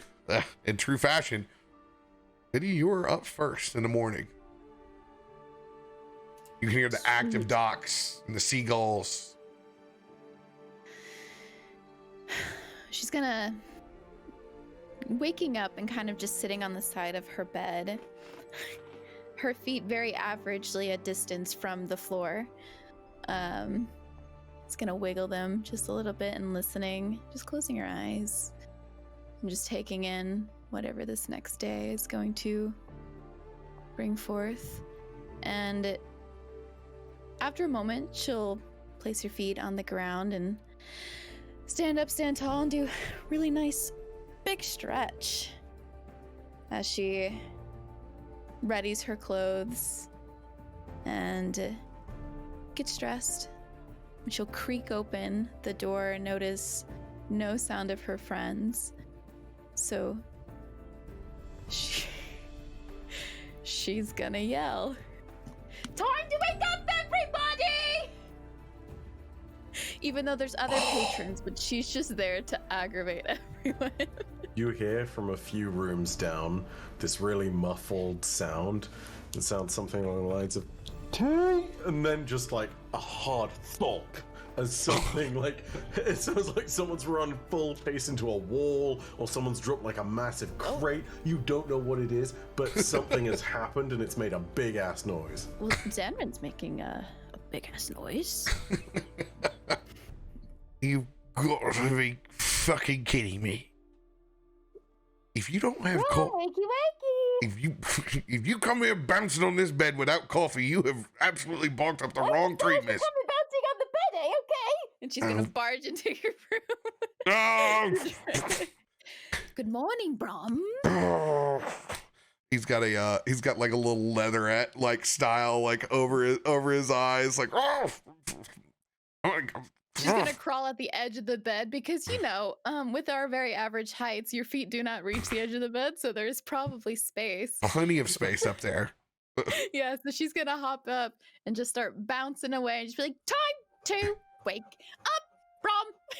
No more monkeys jumping on the bed. I'm gonna swing the first pellet I can grab. It'll be a disadvantage since I can't see. This is just unarmed strike.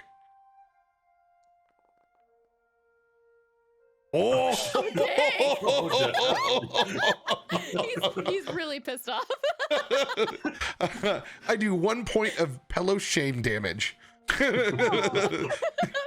Is it? He swings once, it's like whoof, just comes back around, wham! That down pillow hits, and you can just see the impression in your face. And yeah. And she falls back on the bed, and you just like see her kind of like wiggle up and down as the body settles. Oh, I'm sorry. Oh, Oh God, I'm sorry. That. Oh, no, I'm sorry. it's fine. It's fine. Oh, Oh, the cloth like hit my eye and it hurts. I'm sorry. It's like he gets up and like, oh, and then he realizes that Rom sleeps buck naked, so he's kind of like, oh God, not presentable here. Good thing I can't see right now. I'm underneath the comforter. You came here bouncing on my bed. At this moment, I'm gonna saunter through the door, like very tired and needing my morning tea to make it work. And then I'm just gonna look through the door, like, hey guys, what are you? And then I'm just gonna walk back. It literally is one of those scenes from a Hugh Grant movie. There's the burly, full chest-haired dwarf, hair is disheveled and put up. Biddy is now slumped down at the front, holding her eye. It's 100%. And as I like. I feel like it's too with early my one for good this. eye, I see him like closing and like, no, Zarin, it's not what it looks like. It's too late. I've already seen, but I don't want to know. I'm already like halfway down the stairs, like sauntering to the bar, being like, I will take a strong something with my tea. It's gonna be a while to convince him otherwise of this one. Nelson busts in, butt naked, holding pillows over his bird bits. They have someone that took my robe to clean it here. So that's what you look like under your robe. Yeah, You look like you got some chicken legs. and one of my feathers is missing. It's the weirdest thing. Nelson, How do you count? Oh, I know every single one on my body. Do you know how many fingers you have? No, I don't know how many hair. No, I know how many fingers I have. Equate that. I don't know how many chest hairs I have. Plenty. So you think my feathers are like your hair? What is it? How could I be possibly culturally insulting on this? It's the only thing I could possibly equivocate it to. No, it's just interesting to me. I'm not insulted. You have that tone, you know that. Biddy is like looking back and forth between these two butt naked guys. And she's just, as y'all are bickering, it like slowly just kind of slither her way out of the bed onto the floor and just get up and be like, I'll see y'all downstairs. He's just down the hall. He put my robe in this big. That's fine. Have a good time, Nelson. See you in a minute. Okay. What's her problem? I don't know. Do you want me to take your clothes down? Matter of fact, he looks up. My clothes are gone too. Oh. And he looks over at the. Already gave him to the guy. He looks at his chainmail. Oh. I don't think there's enough robe bond in there to keep me from chafing. Oof. Oh, this has been a minute. He looks over and he still has his tabard. All right, I guess that's gonna have to do. So I inch over with my comforter and grab my tabard and Got 2 pillows. I throw it over and I tie the belt, but it's still, you can still see like full leg up to ass cheeks on either side on the tabard. This is like, oh no.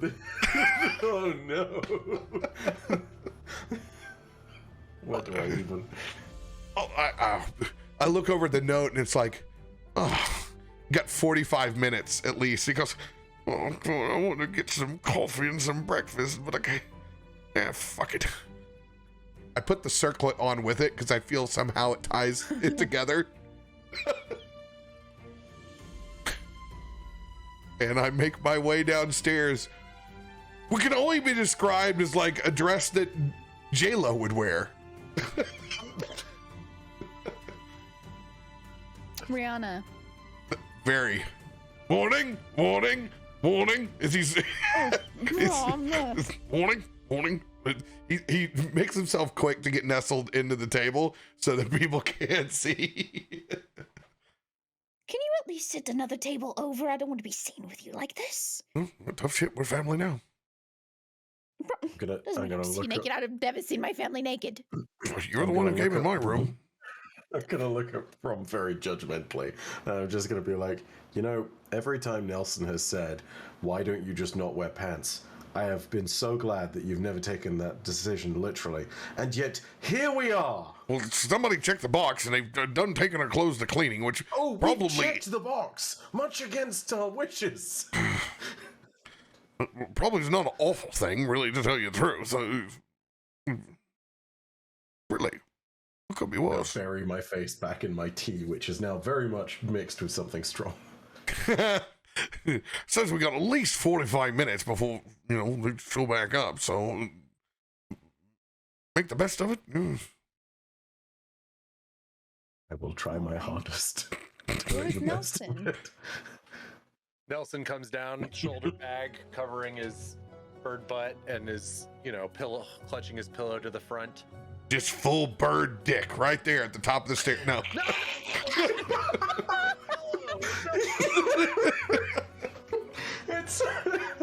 It's even funnier because it's so on brand for Nelson. He just doesn't give a fuck.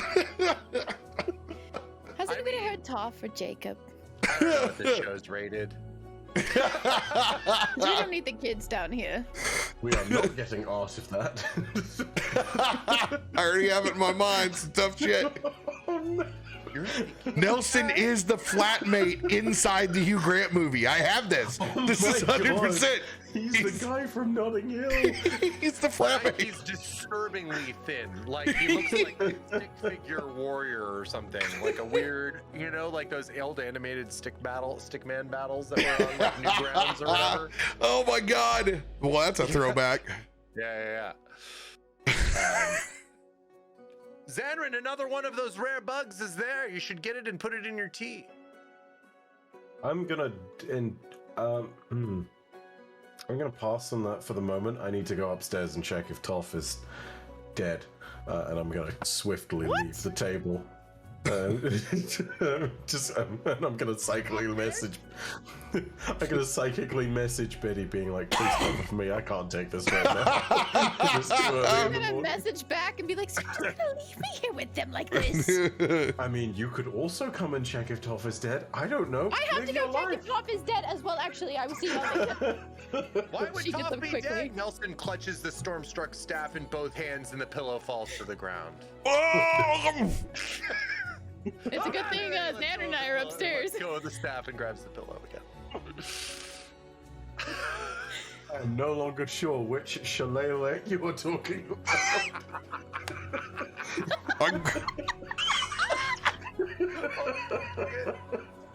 Oh my God. I grumble under my breath. Well, he certainly doesn't need a staff to brace himself, that's for sure.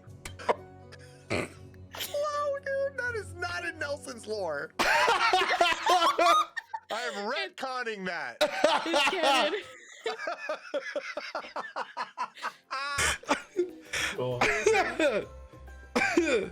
I don't know what to tell you, man. Everybody else's perception is.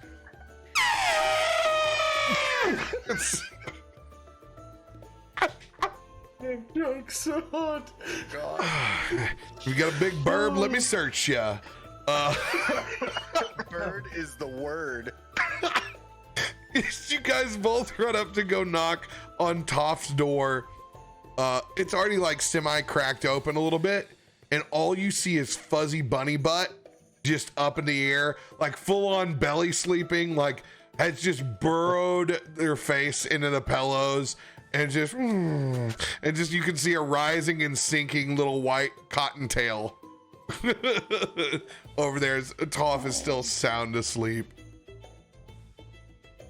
Well, I don't think there's any rush to wake him. Let him sleep.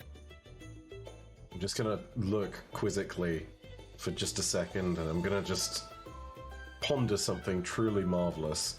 And I'm gonna sit there and say, that kid killed an avatar of a god. What am I doing with my life? Obviously, you need to wear the skull of your mother on your head. No getting that thing back. I'm just gonna sort of. I'm just gonna. She's just looking at you quizzically. No, it's a long story. long story. I did not make a plan of wearing it, and I certainly didn't have any opportunity to wear it beforehand. Thank God. One skull-wearing bunny of their mother is enough. It's potentially too much. And as we Anyway, run around in this very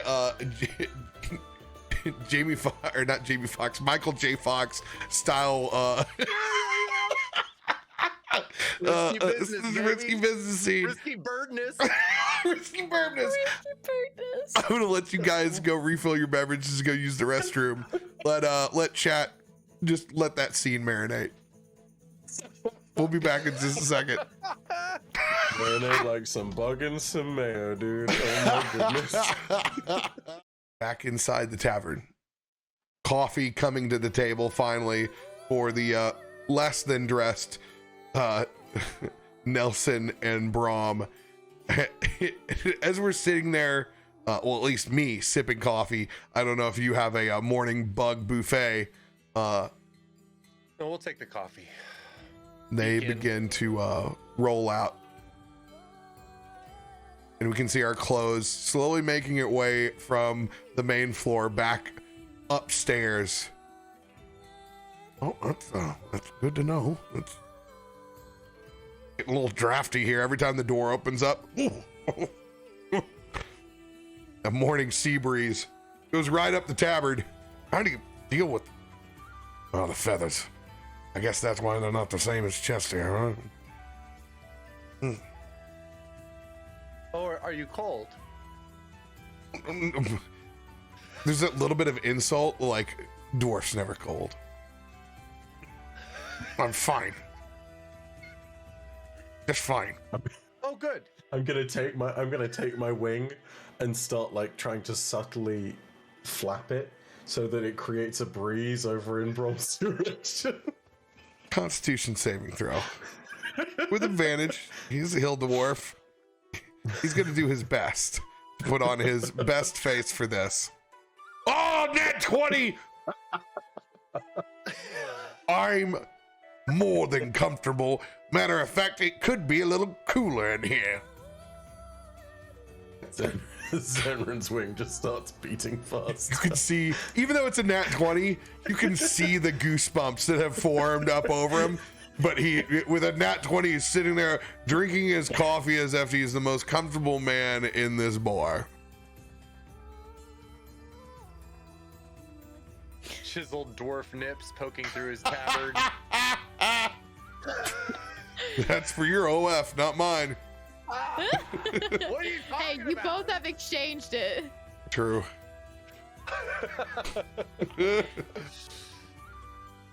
Biddy's hot coffee. Oh, sorry, go ahead. Oh. You go first. Go. Okay. So Biddy with her once hot coffee, but now is very much cooled down from the wingspan, is like begrudgingly sipping it and like making faces as she expects it to be hot, and it's not good when hot goes cold. And then putting it down and leaning over to listen to what Nelson had to say. You want it colder? Nelson moves over to the door. Somebody comes in, and as the door opens, he just holds it open. Here, Brom. We got to be considerate for the rest of the patrons here. Even All of Waterdeep to see. Wonderful. if somebody passes through is like, what the fuck? And then the door closes. Wait, what was their name? Pity. Sorry, good morning. Morning.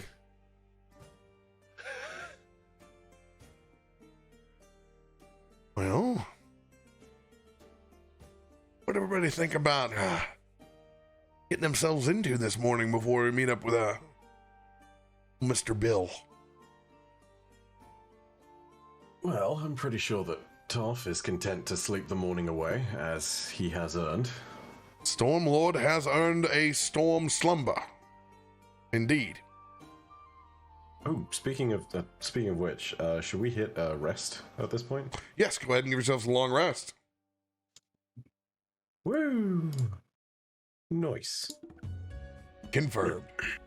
Do I keep my... Oh, good. So I get my point? pillow point back. Or no. Fellow point is back. What about my bug point? Do I get to keep my bug point? No. Bug points. Nope. Don't sleep. Oh, just what you said. Then you get a point of exhaustion. So what's actually worse? Yeah. Well, I for one am going to find something to do with this, and I'm going to heft out the storm ore that I've kept for myself in my pocket. Oh yeah, can we get a visual on that? What does the storm ore look like? Storm ore looks like galena. It is a dark, silvery ore to midnight blue with the veins that run through it, and it does build up quite the static electric charge and crackles just a little bit. It is definitely a ore that will take proper tools, handling, and training to be able to craft. It is a extremely legendary piece of ore that can just be found anywhere. So you would be looking for a master craftsman.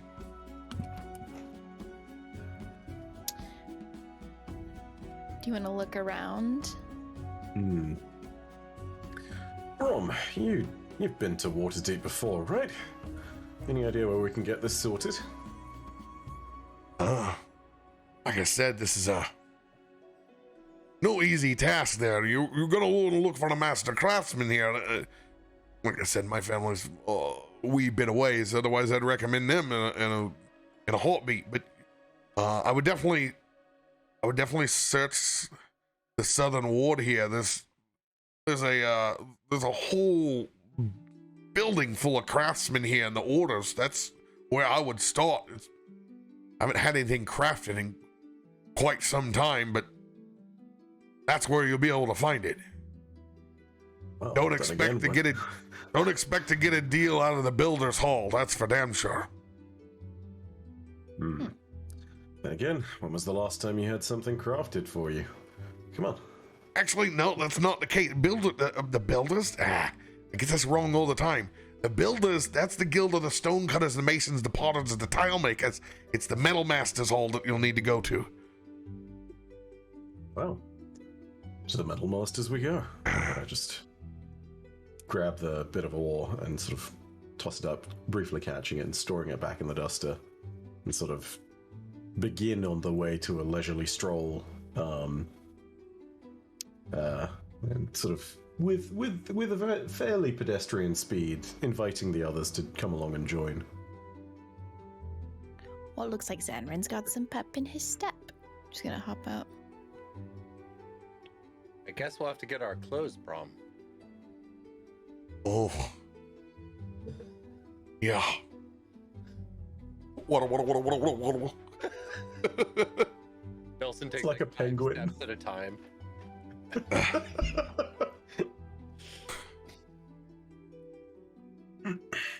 Nothing to see here. It's breezy, extra breezy. He goes and gets himself all suited up. And you know what? Brom is like waiting for your first high school date. 45 minutes longer than what you want. Been a while since he's taken all that off. Oh, he's dragging ass just a little bit. He eventually gets his shit set. Doing anything on your weight. Well, Brom freshens himself up with the finest products of Axe. Not sponsored. Nelson just throws his robe on over his head and then is suddenly disgusted by the smell. I think you all call this clean? What did they do? Did they dunk my robes in a pile of lavender? What the fuck is this? It's horrible. Starts looking around for bugs to like rub on it.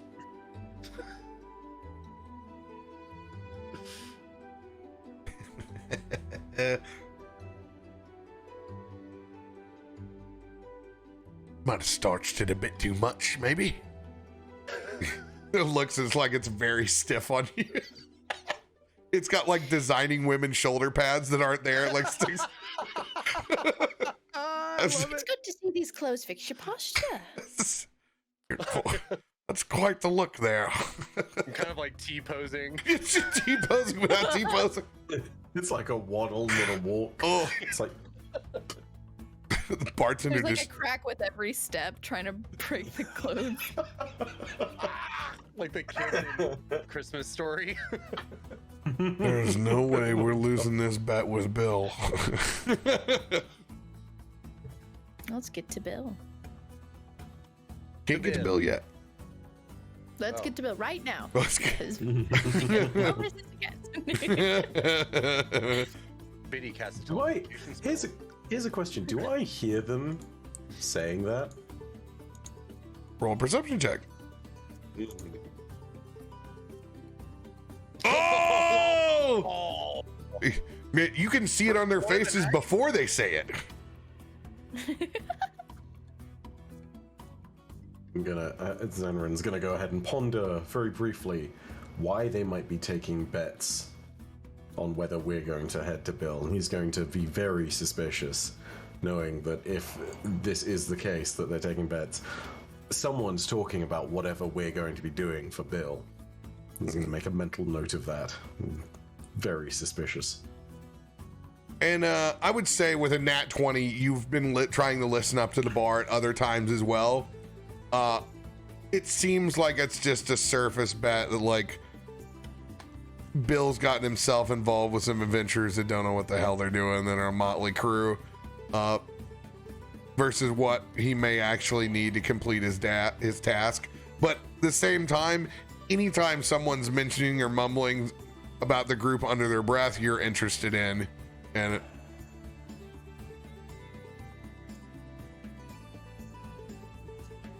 I suppose we are hard to avoid.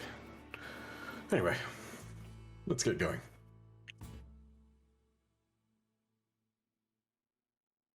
wrong scene. New scene. Whoop.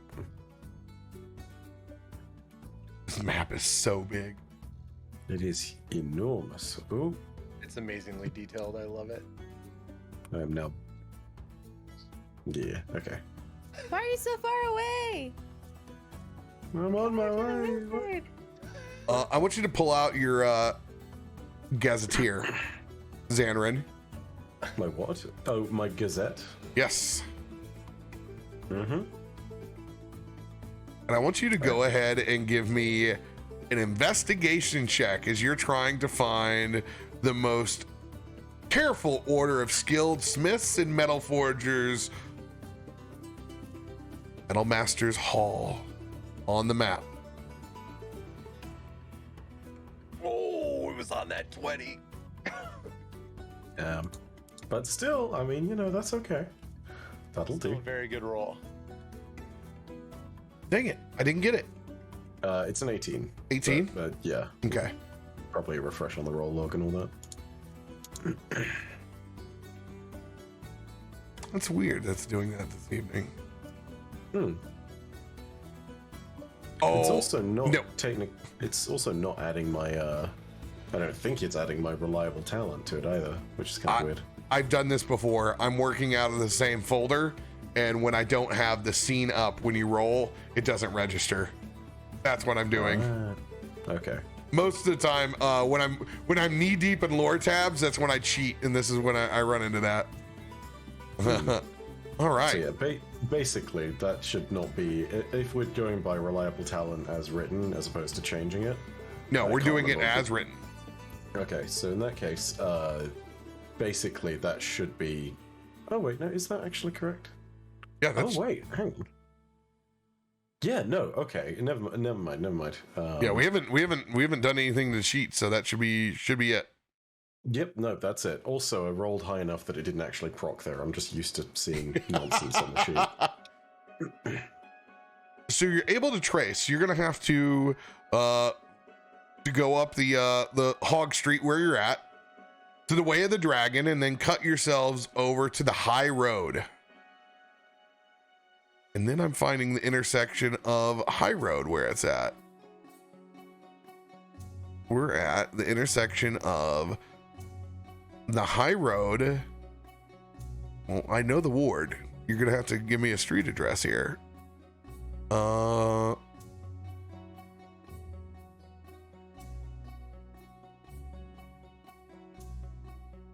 What the heck? You gotta give me the corresponding other street.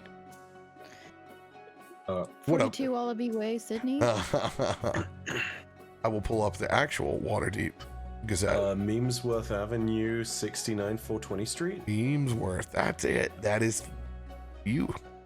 Clever Yeah, girl. it's at an intersection of Yellow Street. YOLO. Hey, normally I'm not nearly as descriptive, but if we're gonna have one with like street names on it, I'm gonna take you there. It's gonna happen. I love that for us. Give me Hell the yeah. Gazette. I'm gonna pass Brom the Gazette. Oh, what do you mean you can't find the street name on here? Look at it. The map's all blurred. The printing press must have been awful this morning. Oh Well, my yesterday. god, what a secondhand maps over here. Hey, you know the city better than I do. If you wanted me to find your way around the docks of Luskin, I could maybe help you from memory, but for the rest of us, we're in your hands, and this map, Brom, is... Your life We're is in living your our lives. hands, dude. Well, here's the problem. I've only been to the big fest hall, the dancing court, where they got the Jade Dancer. I've been there for a couple of full moons. That's a rowdy time. 3-story tavern and all. It's highly suggested. So I imagine that given the nature of the time spent there, you might not necessarily remember it all anyway. Well, when you stare at the moon sphere stares back at you. I'll tell you that. So tell me more about this moon sphere. You know, they celebrate it. The moon, it shows up over in the court. It's a feat of Saloon, I guess. Is it more of a full moon, or...? It's got to be a full moon when it drops, and then this whole animated Jade Dancer, 8-foot-tall statue of woman. It magically animates and it dances for the patrons. Even occasionally serves as a bouncer. I've seen it haul off and wail on someone. Wouldn't want to be that guy. That's beautiful. And Well, beats me how it considering what you've works. shown us, considering your experience with full moons, Brom, I think I'll pass on that one for now. No. Get out of here. Well, it's a we got ourselves a good trek up to the middle of the southern ward. That's for sure. It's long past Coach Lamp Lane and Coach Street. It looks like it's further along the way of Force Bar and Bryan Street. We got ourselves a walk. Anybody's looking out for anything else trade written, do so. But remember, this is not exactly the best part of town.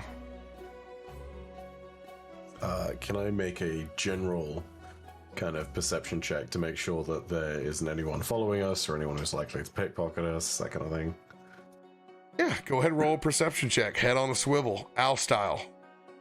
Yeah. There we go. We do.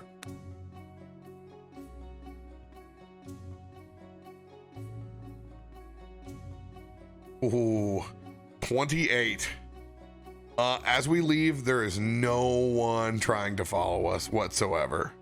It is a nice, crisp, fresh morning on the docks. People could care less even how ridiculous our party looks. They have their own shit to deal with this morning, and we're able to make our way off of Hog Street easy peasy onto the Way of the Dragon. And down this way, as we leave the really what is the functional edge of the dock ward, you can see where now we're starting to see row houses, very, very old ones. It is the oldest section of town. It's the most impoverished section of town, but there is still a excitement that the morning brings. People call it a caravan city at points. If you're gonna eat street food, this is where you do it at. and it is stacked. And you can smell, oh my God, can you smell all the different spices? It's one of the best parts of being in an elaborate port city is this. Things you don't normally get in the morning: cinnamon, cardamom, small amounts of curry as you pass by, little whiffs of tropical coconut, and fresh street fruit.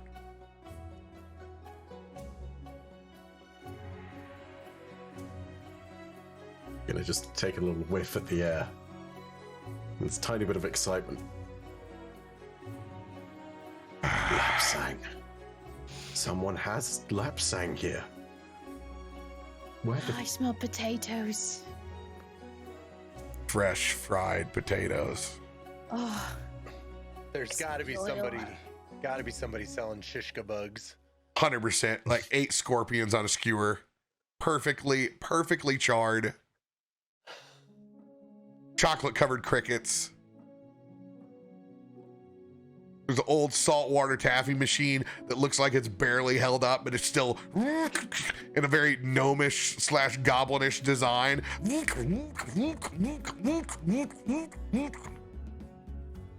Oh, you don't see that every day. I'd be alarmed if I did. It's a lot of handwork to make taffy like that, especially at scale.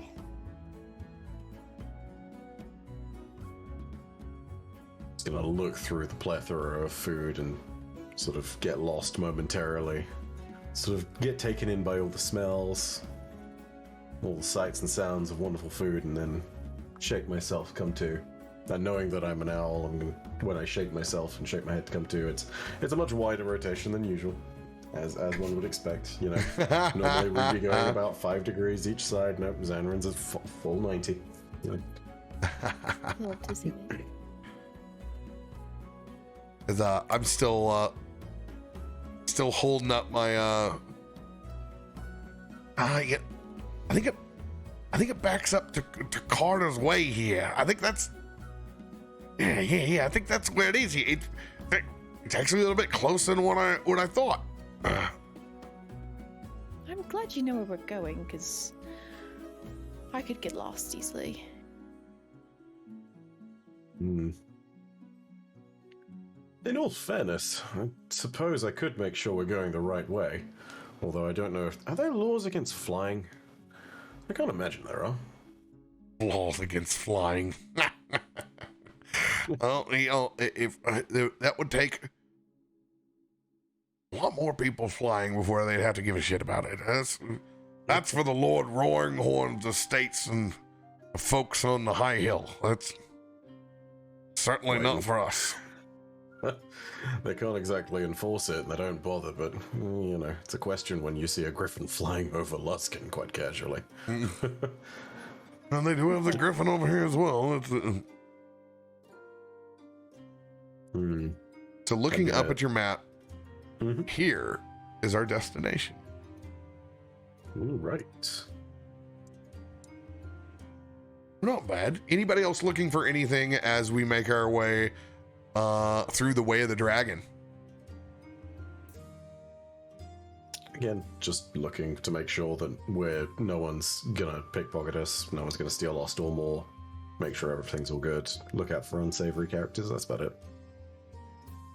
Now, right now, it's a nice casual stroll through the city, admiring the old architecture as you cut through, and there's as you go, there is more griffin traffic than what you imagined. Can Biddy, while we're walking, make a note of like alleys that they passed and like where little sewage openings were? She just wants to keep a mental note of things connecting. That's very specific. What's your background again, Vinny?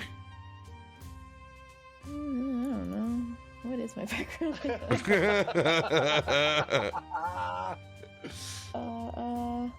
I know the answer. I'm just double checking. Far traveler. A far traveler. Okay. What's the little bonus that you get as a far traveler?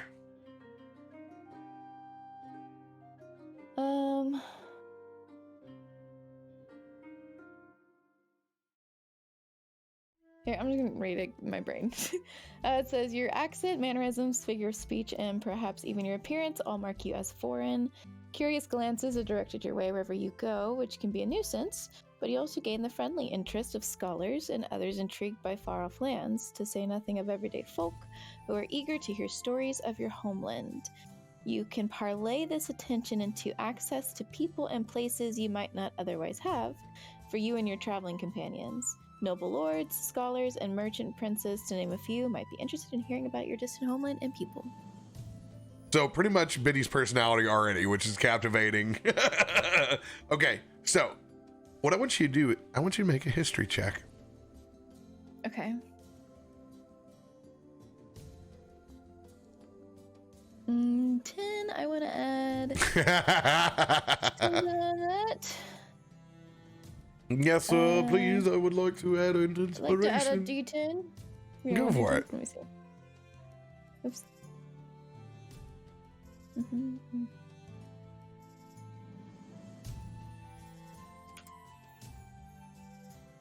Hey, look at that. Beautiful. Look at that. Unnatural 20. Hell yeah. Good job of writing down and put this in your notes. The pretty much from Hog Street all the way to the high road. You've got a good idea of the back alley, sewer grates, and little tuck-in areas.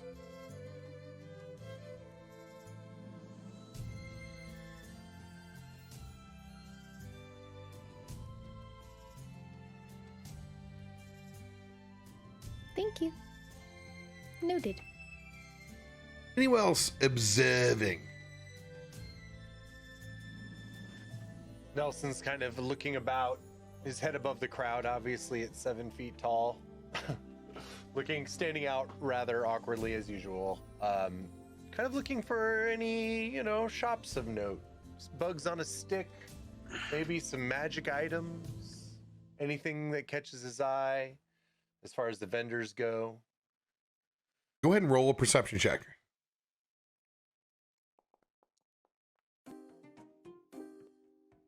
9. Well, you peer out and you're looking and thinking, what if there could be any odd shops down this way? Nothing that is open this early, but you do catch that skewer of scorpions over by the side. Get your bags, fresh grilled bags. Get your bags. There's a small goblin that's been working a little rotisserie over the side, and it fits. It's a good source of really cheap protein, and down here on the end of the city, and everybody's looking for a value or a bargain. Nelson kind of like elbows Zanrin and points over at the scorpions.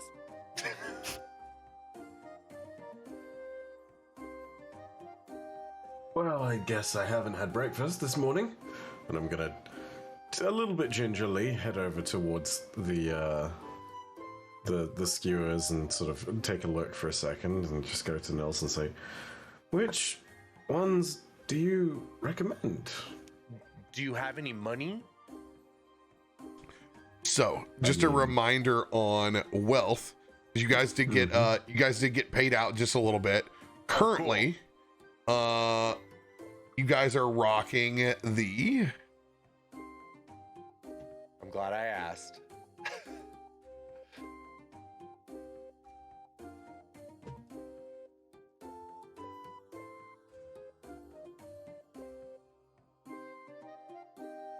There it is.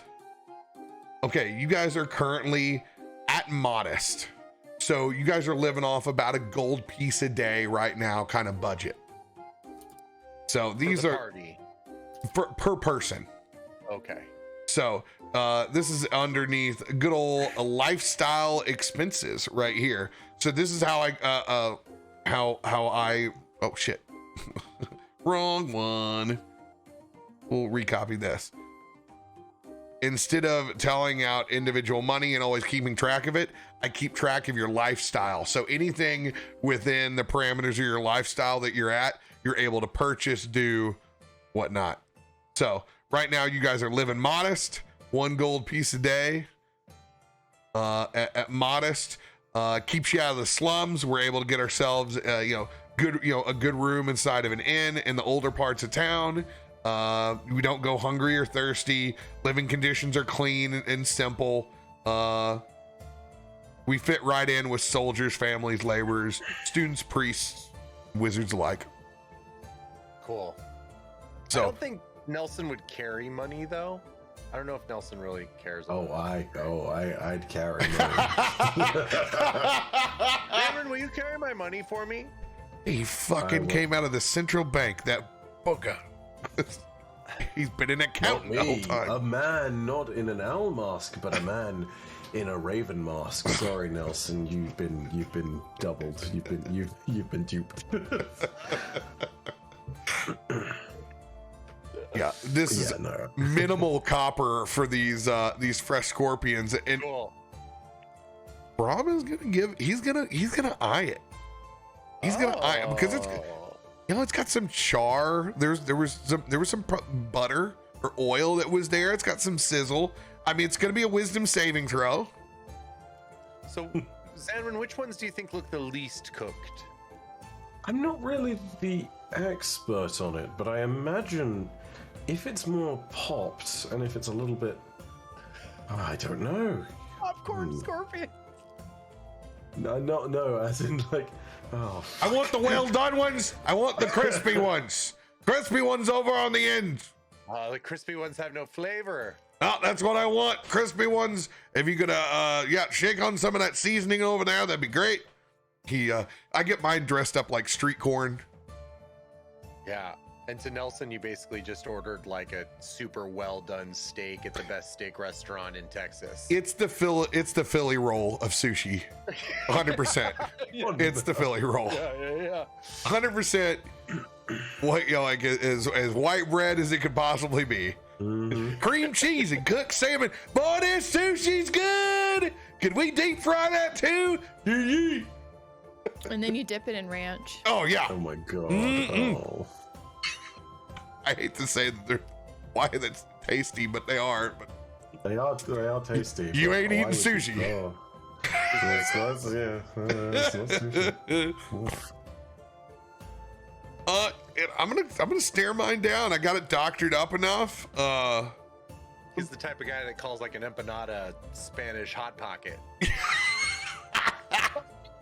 Oh my god, that's absolutely wrong. Yes, 100%. Well, when you can get them empanadas like that, when you get them Spanish hot pockets, you also you can go over there and get a bear knife in the window too. I've been to those convenience stores. I got a sweet, I got an Ernest VHS that's been obviously ripped. Oh, dude, those gas stations are few and far between anymore, man. Goes to camp. Relics of the past.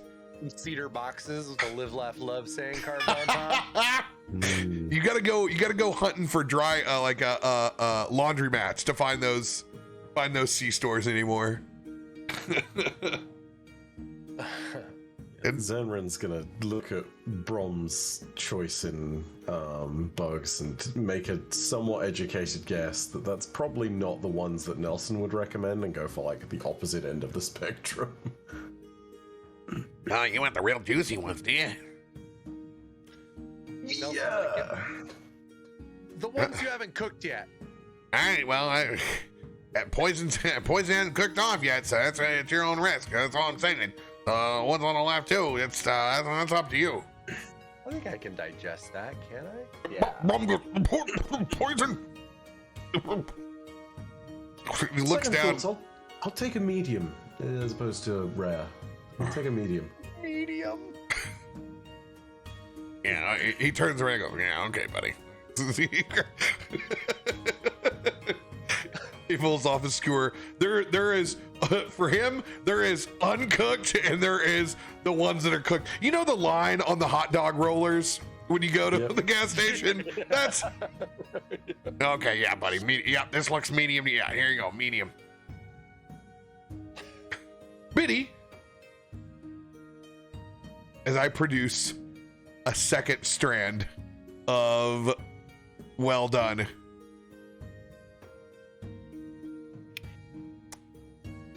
Good morning. She's just gonna turn around real quietly and not say anything. Oh no, we're going on this adventure together. I don't want to take this adventure with you. Oh, tough bad. This is what you get for being monkeys jumping on the bed. You just say tough bad. Nobody says that. I do. Why? Because you're nobody. That's the meanest thing you've ever said to me. I think you owe at least a bite. Is that really the meanest thing I've said? Nobody. Nobody wants to be a nobody. Yeah, exactly. So you That's want to mean. be That's the nobody. kind of things that Mrs. Rattle would say to a kid. You wouldn't. You know, I actually related with you, Miss Rattle. I was also mean to kids. You She don't- was not mean to kids. She's just messing with his head. What you purposely Gideon. take the popcorn out of the drawer so you can have a popcorn I party. sure did. I don't believe you. I don't believe you second. You like to party too much. You don't have to believe me. I'm already in your head. Well, I'm not a nobody. And he's going to... Here comes the griffin. Can I try to slap it out of his hand? Certainly can. Oh my Sleight of God, hand yes. versus sleight of hand. I'm here for Oh it. gosh. I think we know Biddy and Biddy's last name now. Yeah. No, Biddy and Betty. Get it right. That's what I thought I said. Sorry. Yeah. You lob off the first, Out like, of your hand. 3 scorpions fall off the top. Oh. Hey, Nelson, there's a couple down here on the ground when you get done. They haven't been kicked very much. Honestly, those- probably made him happier than us. I'm going to pull one off the middle of my skewer, and I'm going to run up, and I'm going to try to get as close to your ear as I can get, leaning over, and I'm going to crunch and make all the noises from eating this bug and try to somehow force a shared experience with this. These are so good. Take that, ASMR. Ah. ASMR dwarf eating scorpions is not Honestly, something she has no comeback. She's just staring forward, just like, Just deadpans it. yeah. I swear No to idea God, what's going on. as a supplement to this show, you should 1000% upload a YouTube video of dwarves eating scorpions ASMR. At least 1 minute. That's a great short. I need you to give me a Constitution saving throw to see how long you can hold this deadpan while I continue to eat. I go for the second scorpion. 11. Damn it, she's holding. Oh, these taste like garbage, but the mayo's good. Parmesan cheese in it bad. I have to make a Constitution saving throw. How longer I can eat these damn scorpions? Oh, you can. I think I need to make one too, because at this point I will have tried one. Yep, still hanging in. Nelson's already done because he basically like Heathcliffed the hell out of the whole skewer. Oh. Like, in the beak, and then Heathcliff pulled out the cat bones or the fish bones. Hey, Vinny, Constitution saving throw on your deadpan. Oh, these are so good. Oh, My man. second one? Yep. I better never have these without my morning coffee ever again. 17. Dejected by your Bill Murray stance. Oh, that was a little extra charge. As he pulls away from your ear because he obviously doesn't want to cough into your ear.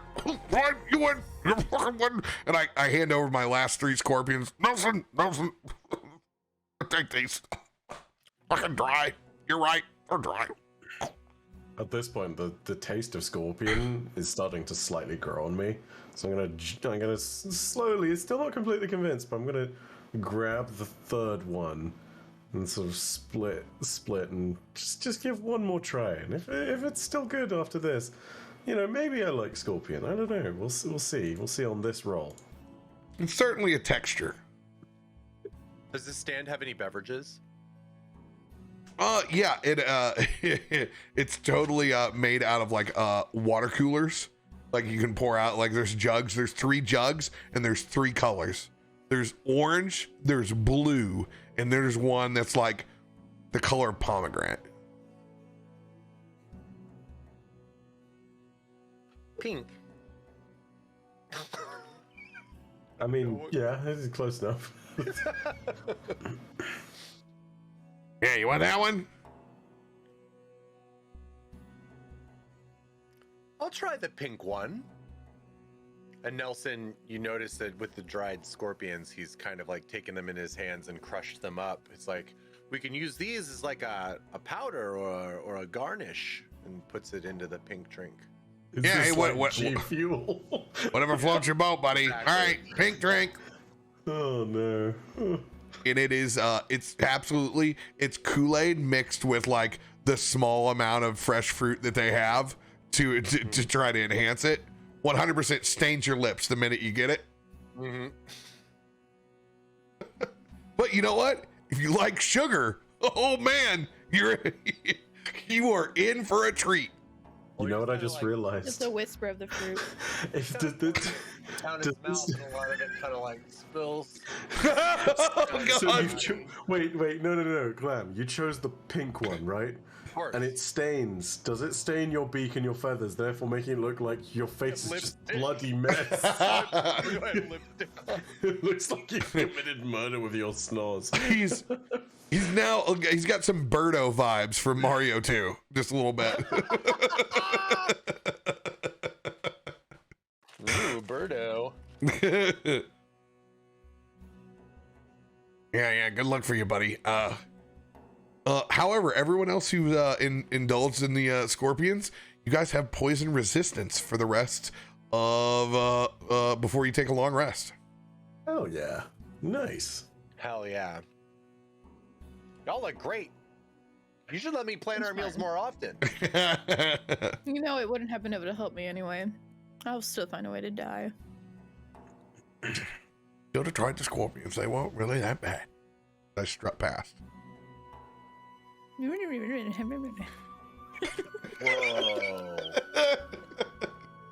That was heavy.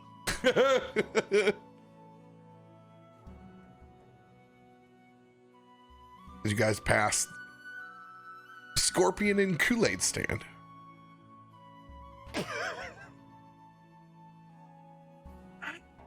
Anyone else looking out around them as you continue to stroll to the Metal Master's Hall?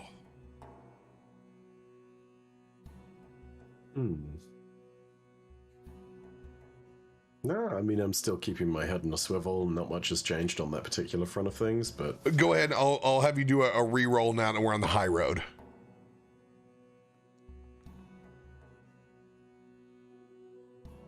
Uh, 22.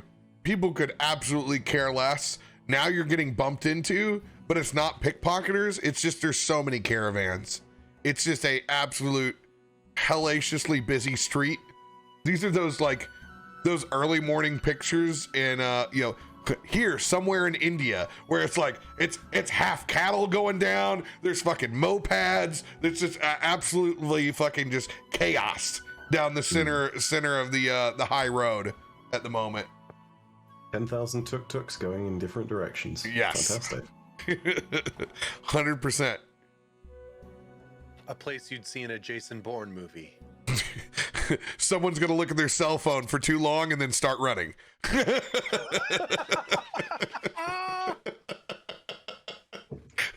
I'm compromised, bro.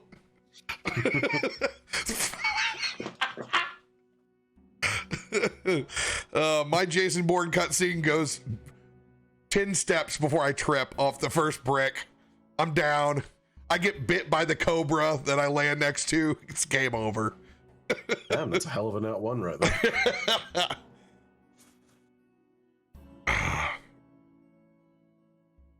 Still making our way downtown, actually uptown in this case.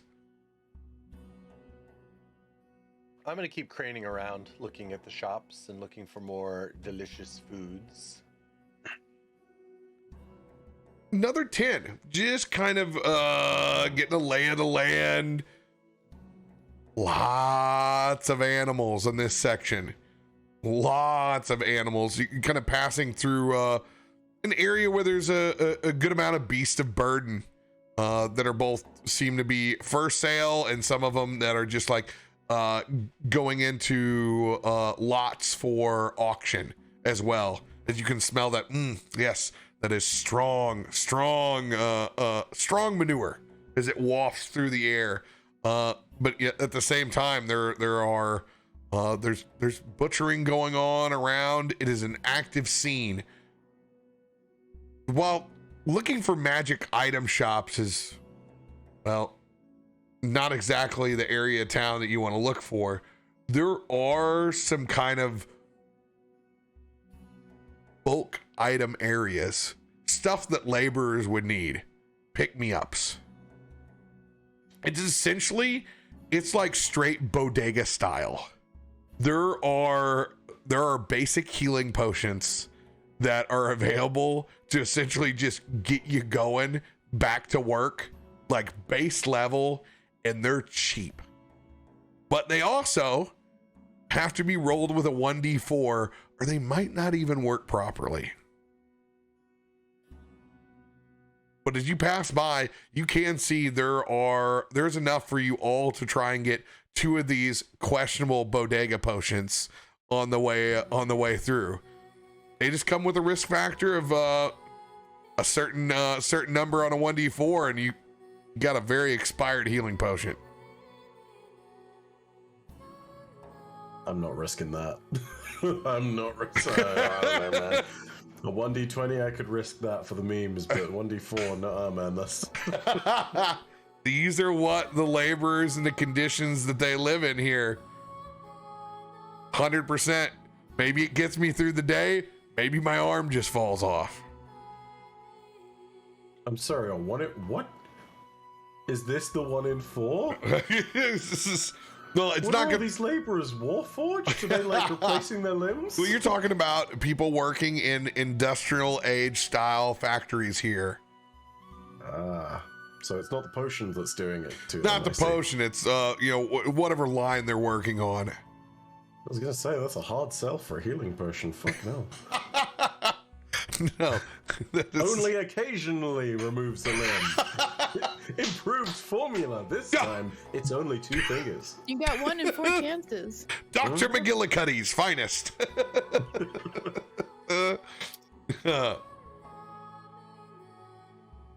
As we see Nelson taking a hard look at the bodega potions.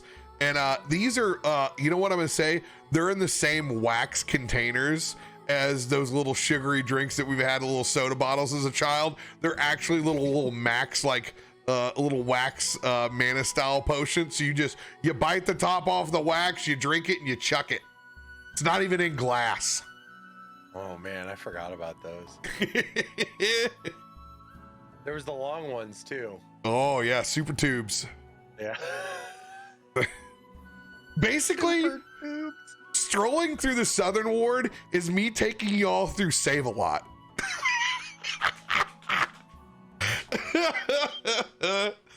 Oh. I don't understand why we come here. Why can't we just go Kroger? We can't afford Kroger. It's literally all of everything I've picked up from any time I visited Elle back in the day, when it was just me in the middle of rural Tennessee, and it's like, yep, I am fully immersing in this thing for something. Oh man, you should make a list of like the top 10 Americanisms you've remembered.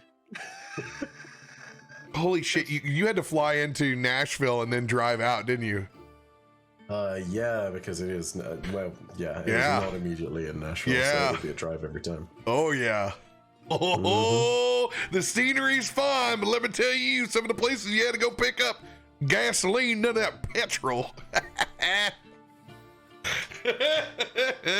I think my favorite one was because I'm British and I genuinely don't think as much about this. I dropped a few rather foul words while Elle and I were in a store. I can't remember where it was. We were picking up fabrics for something for one of her projects that she was working on at the time being. Making patches and all that.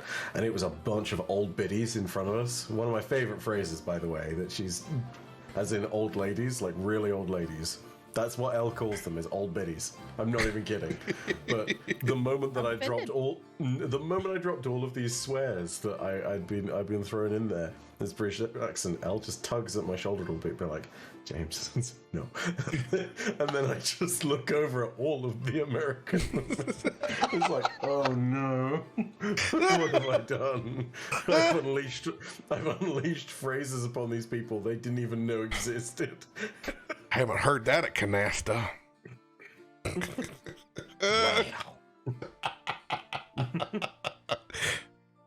Heathen. Well, Carolee, I tell you, it was the damnedest thing. Something along those lines, right? Oh, I got you RC and a moon pie.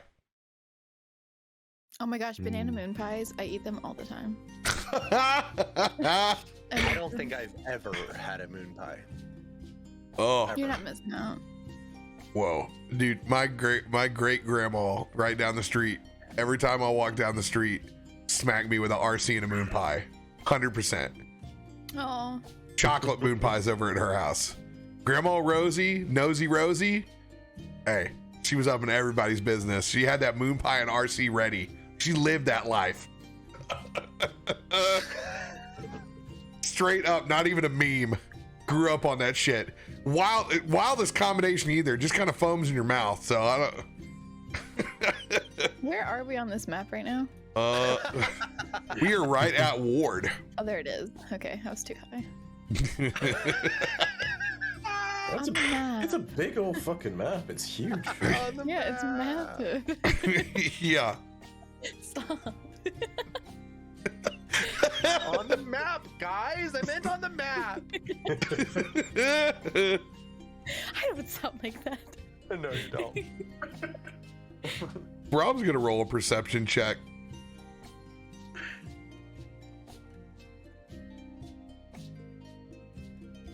$17. As he's been kind of, he's been Chevy chasing, dadding it up with the map, trying to get himself reacclimated to the city again. His freshly starched white socks and New Balances pulled up. He's ready to go underneath that tabard. I would say I'm looking for smokestacks, but I'll be damned, it looks like, God, there's a lot of smoke coming from over there. As he kind of points out towards the further down the high road. There's a lot of black smoke. I don't think that's natural coming from down there. That doesn't look good at all. What do you mean? Do you think it's a fire, or do you reckon that's just the craftsmen doing about their business? Although I don't know what their business is if it's all that. I was looking for general smokestacks, just kind of guide us the way, but that looks like the whole damn factory's on fire. Oh no. You don't. Hang on. I have a very important question here. Where's Jacob? Oh shit. Oh no. I'm gonna start taking off with a slightly more accelerated pace, thinking if there's anywhere where there is smoke, there's a Jacob. It's a long ways down the high road. well past our target, which is right over here. This sucker is way down here. All the way at Telshambra Street, High Road and Telshambras. Can I start flying and do a quick recce? I don't know how quick a quick recce in that instance is. Yeah, you can take flight as you jump up. There's a couple of kids who are like, oh, they're staring out, and it's, you know, it's like the first time they've ever seen Blue Angels fly by. Oh, wow. And you take to the skies, full wings out. Oh, I guess he's gone. And you begin to fly over the high road, getting a full aerial view of the city. At this point, you hit that altitude where it's just you and the griffins up at this point, as you can see them transversing certain specific pathways over the top of the city. You look down and there is a massive factory smoldering in the distance. As you fly past the location we're trying to track down right now, the Metal Masters Hall, you fly past it, heading towards, you can see this factory looks demolished. It's been burning for quite some time.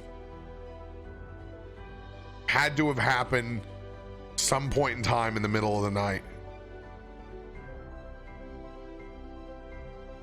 I see if there's anyone visibly in distress still somewhere up top, or is it just too much? The smoke's obscuring everything, all that.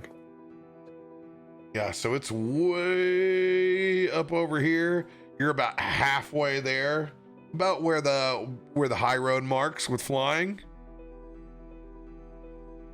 And you have this for you can fly pretty solid for about an hour before you got to get a rest. And you can see like they're fighting they're fighting the fire, but it's not they're not trying to salvage anything anymore. They're just trying to contain and make sure it doesn't light up the rest of the block. But you can see there are arcane photography. There are people gathered around. It is a big deal. There are distressed. Roll an investigation check if you're specifically looking to see if Jacob is there.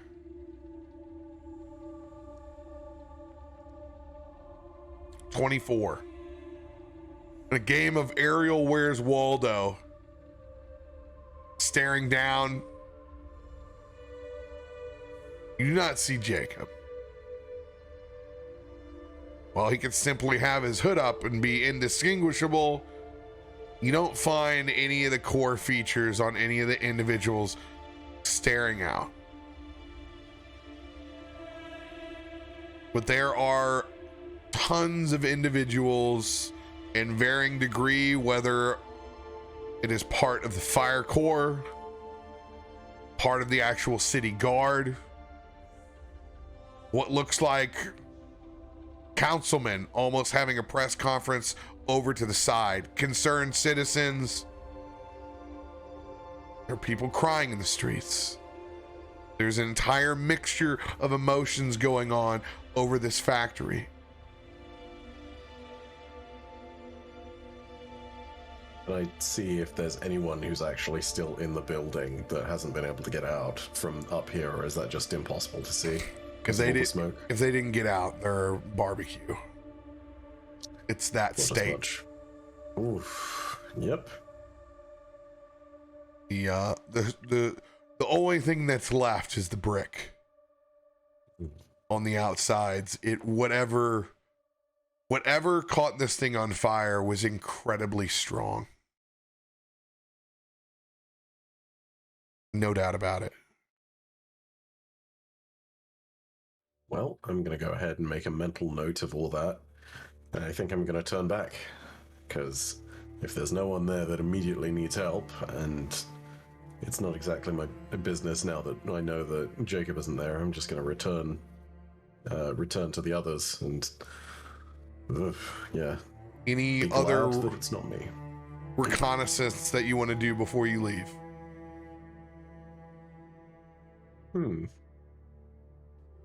Can I check to see if I can determine what started the fire? Jacob did it. It was Jacob. It's totally Jacob, but like, I don't know, maybe there's something that's obvious, like, I don't know. Go ahead and roll a perception check. There it is. I knew it was coming. I was waiting for it. I was waiting the whole session to see when it was going to drop on me, and there it is. That nat 1.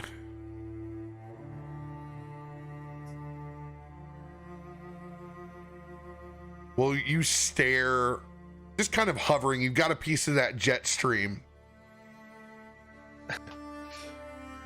And you're just kind of circling over, looking. And you circle. And you circle.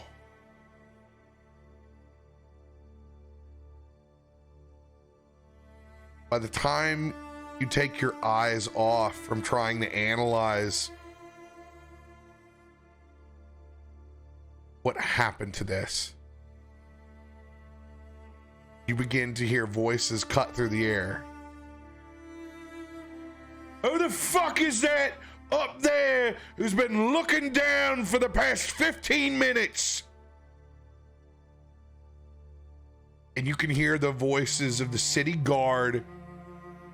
Yeah, who the fuck is that? Who is it up there? And the wisp of the wind, it kind of hits you and it jolts you. Just a large piece of parchment.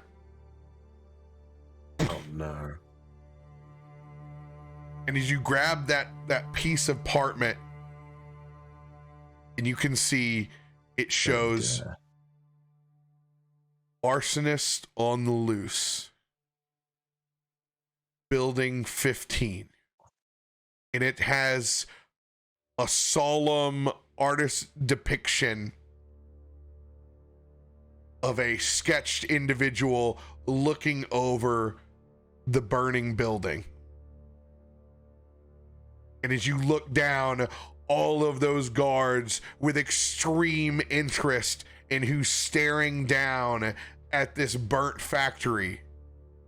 You can see them all beginning to raise crossbows and begin to head towards the tops of buildings. And that is where we will pick up next week. What the fuck?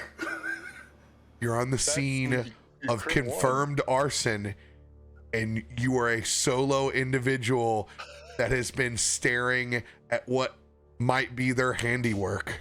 So they have some questions. Oh my god. Only would have happened if you rolled a 1. Son of a bitch. You're so good at crit fails, Robert. In my brain, I'm like, I'm looking at something and I crit failed, so my eyes blow up, I guess? I don't know. I was half expecting to run into a griffin, and I was just like, okay, I'm ready for it. Let's do it. Let's hit it. Okay.